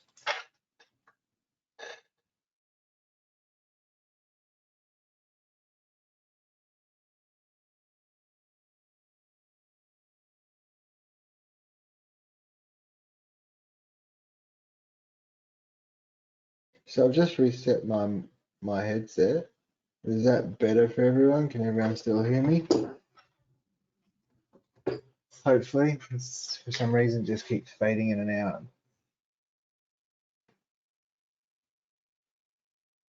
Okay.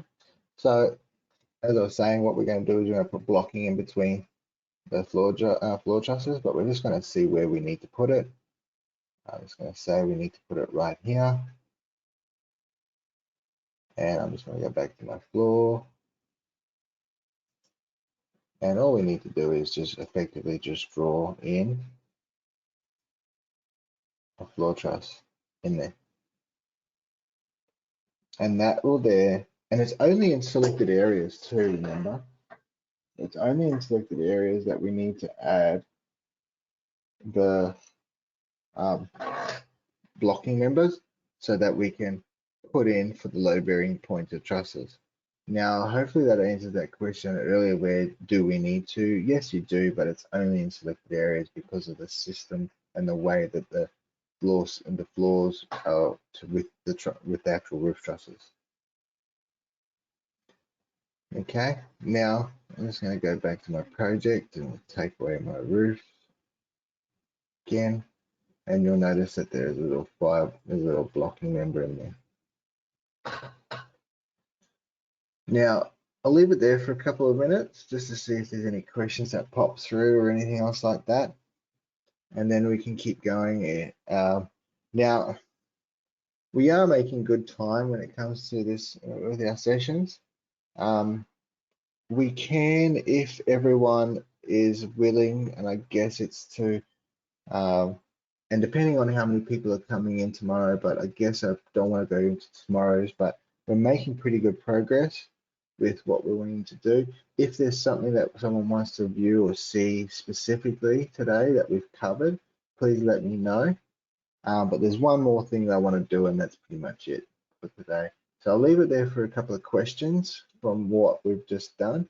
And if not, then we can see what we can come up with.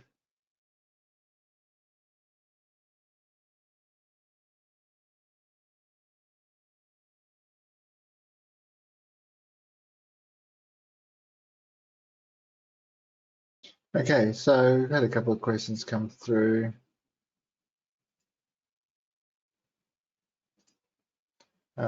And everything's gone through. So just looking at the agenda that we have that today, drawing of the roof and floor trusses, engineering, optimizing, truss reports, etc. We've covered a lot of it. There's one thing that I've just gone back onto the agenda that we were supposed to cover yesterday, and I did specify this yesterday.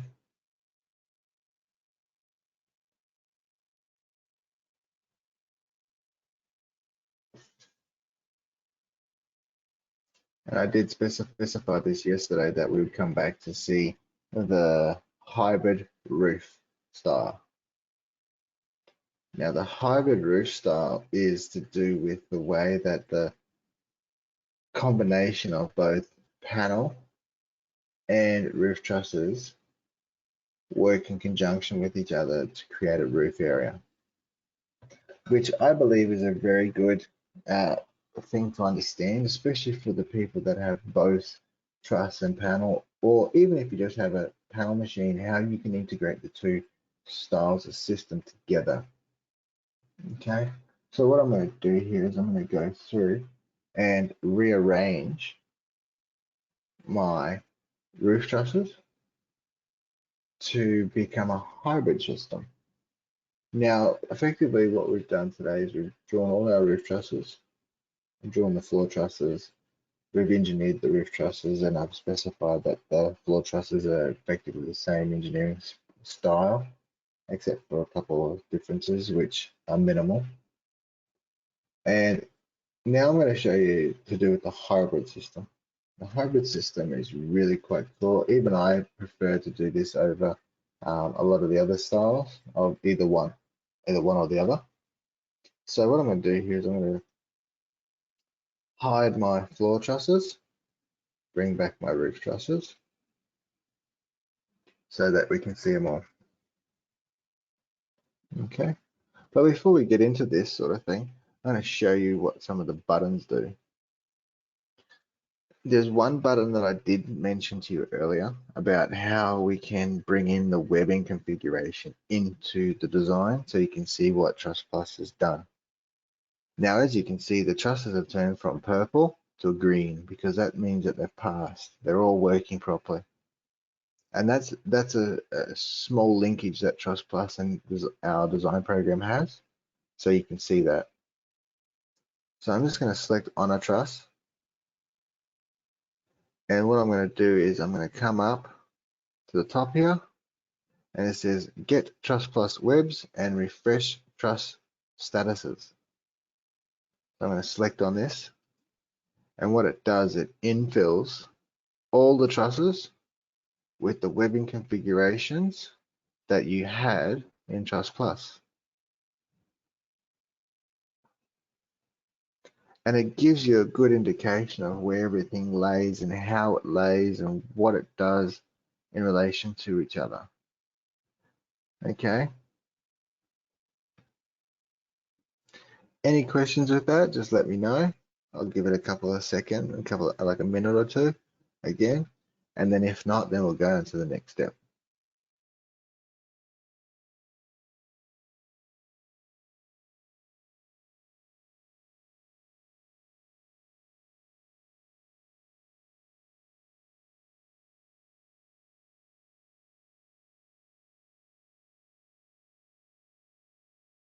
It doesn't look like anyone's got any questions, so that's great to see. So what we're going to do is we're just going to go and I'm just going to remove all these webs quickly from the trusses. But what I am going to do is I'm going to go through and I'm going to go and rearrange the roof so that we only view the trusses that we need for the hybrid style system. Now the hybrid style system, a lot of these triangular roof trusses that you see at the back end here, we'll keep all these. But the hybrid roof style system does eliminate a lot of all these smaller stuff, all these little jack trusses, a lot of these corner jack trusses. We don't see them whatsoever. So what I'm going to do here, I'm going to go to my roof designer. In my roof designer, I am going to eliminate all the roof trusses that aren't needed for the hybrid system. Now, those elements and those trusses, sorry, are all my jack trusses. Don't need any of my jack trusses. I do not need any of my corner jack trusses. And I do not need any of my saddles and or valley trusses, whichever way you want to call them. So that's what I'm going to do is I'm going to eliminate all this.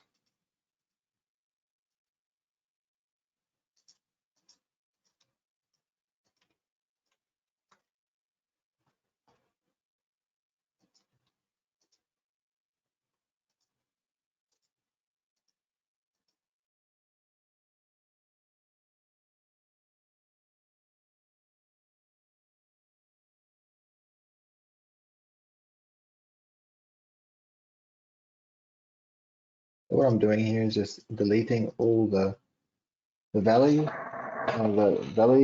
jacks and corner jack trusses, so effectively leaving only my full length trusses for this.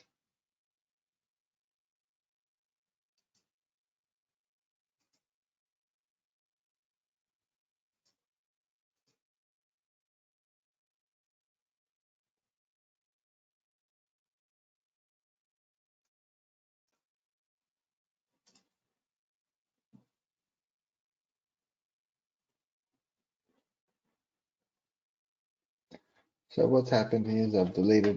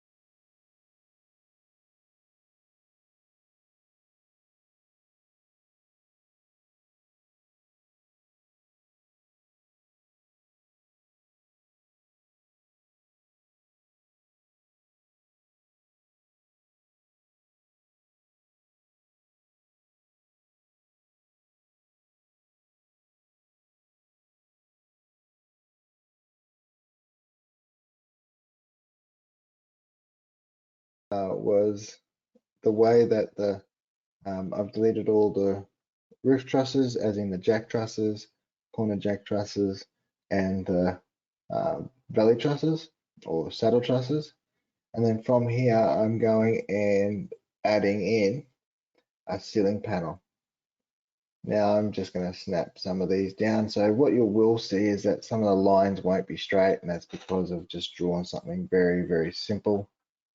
I am going to go and maneuver some of these lines around so that so I can give myself some referencing for parallel functions. And what you can do is, what you'll see here is when you're drawing a ceiling panel, is that you can actually attach a measurement and you can make that 0. And the same thing with all the rest of the other measurements. You want to try and give them, all the other lines, you want to make them parallel with other lines so you can attach them as well. And it's really good, just another decent way of looking at it. So as you can see different measurements here. It's going to go 16 inches. And again, in this particular case here, it's probably not going to be much of a matter when it comes to this. So I'm just going to select on that one. That's going to come out. That one is going to be 16. It's going to go out like so. Now with the ceilings, yes, I am extending them out to the outside edge, or where my heel is going to be, because that's where my roof sits. So I need to make sure that all those sorts of lines still are correct. So 16, just going to double check that. That's that one there, actually, 16. There we are. So effectively, when we go into our 3D model, we can go into our project and our 3D model, and there is a ceiling panel. That is the replacement of all the jack trusses that we had in there, and we don't need to. And also this eliminates a lot of connections. So a lot of your connections will be reduced. So your time on site will be eliminated. Your labor on site will be reduced. So there's a lot of on-site stuff by doing a hybrid system that does it for you. Okay, so this is just your ceiling panel. And then from here, what we can do is, if we go into our roof designer, I'm going to go to my groups. In this case here, they're all on. I can select them all on. Go to my project. Where did they go? They're not there. Now that's because of one particular button that's in the roof panels. Now I'm not sure if I actually turned it on or not, which I haven't. I'm just going to rebuild this panel for a second just to see if it pops up. Groups, levels, let's go all, there we are. Don't need the floors. So there's my panels there. So effectively this panel here is going to stay. That panel is not going to be eliminated. It's going to stay there because that's taking that area up. A lot of these other panels that you'll see here, we're going to cut them up and delete or eliminate some of the areas. So what I'm going to do is I'm just going to do that. I'm going to come down here to this panel here, and I'm going to cut that right there. And I cut it again. I'm going to cut it somewhere over here. So where the roof trusses area is, there's going to be a hidden roof panel, which I'm going to do that. Put that in there. Put this in here. Same thing is going to apply on this side, but the good thing about it is I can still use the cut function from the referencing point. Again, for this one here. So what's going to happen is some of these panels are going to stay because of the opened area, but some of them are actually going to disappear because they're not needed. And that's what I'm doing here, is I'm just putting them in on where they're needed. In this particular case here, what you could do is actually cut this one down on the 45 like so, and what will happen is fills that valley in. I'm going to cut this one up as well quickly. Okay, so what effectively I've done here is I've gone and cut up my roof panels for my hybrid system.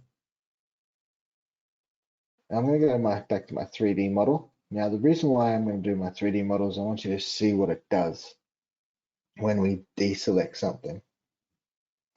And well, when we select a particular item in our properties. So in this roof panel, I don't need it because my roof trussels. So I'm going to go to the properties of this roof panel. In the frame items, in the miscellaneous tab, at the bottom here, it says export to RF.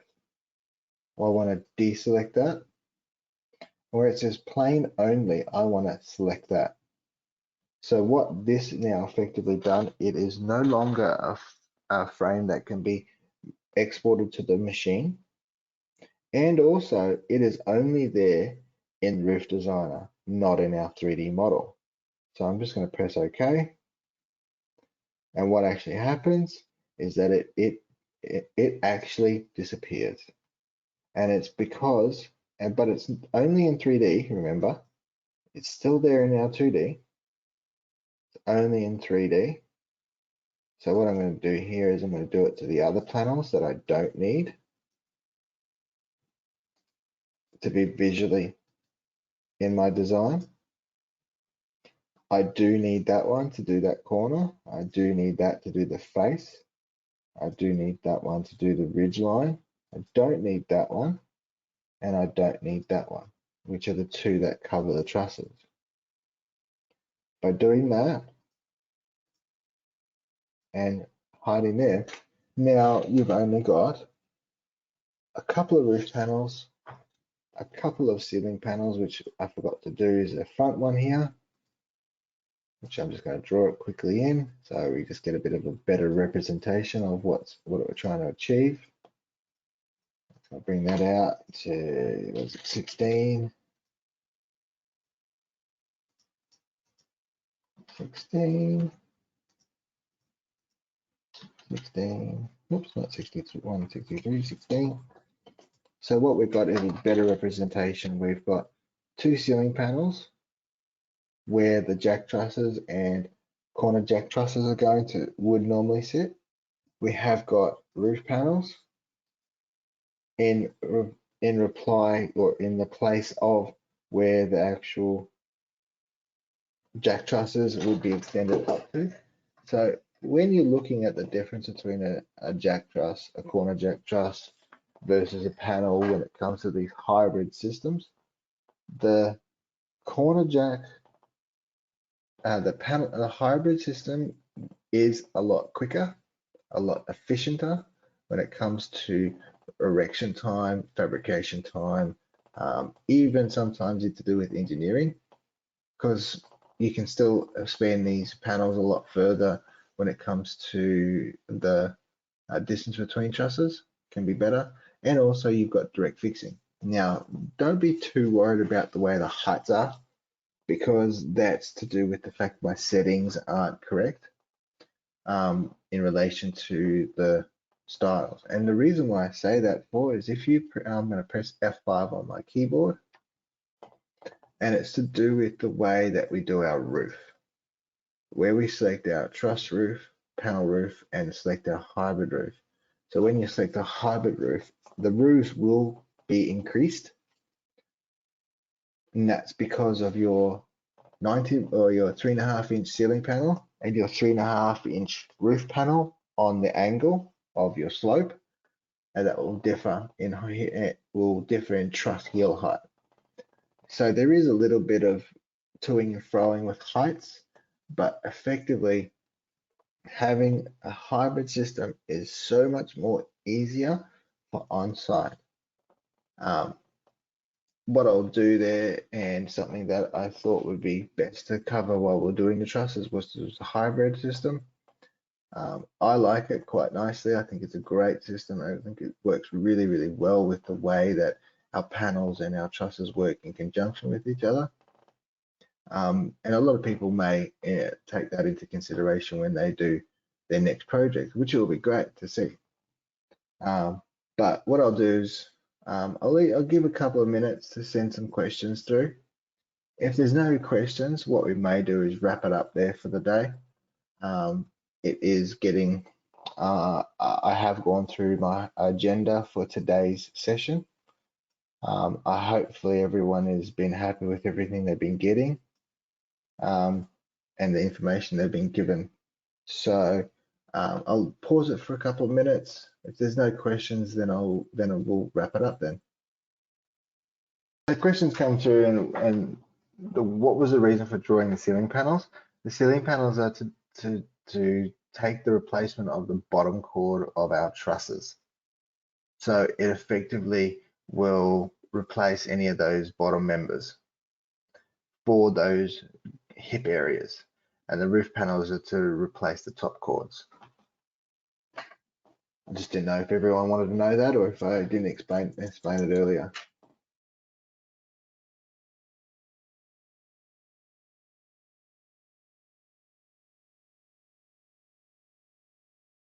I'm replying to you guys one by one. If there is anything you want to know or anything else like that, please send it through. I'll be on here for a couple more minutes after this. But if everyone's happy with everything, please have a good afternoon and look after yourselves. And I will speak to you tomorrow for day 4. Thank you. Have a good afternoon.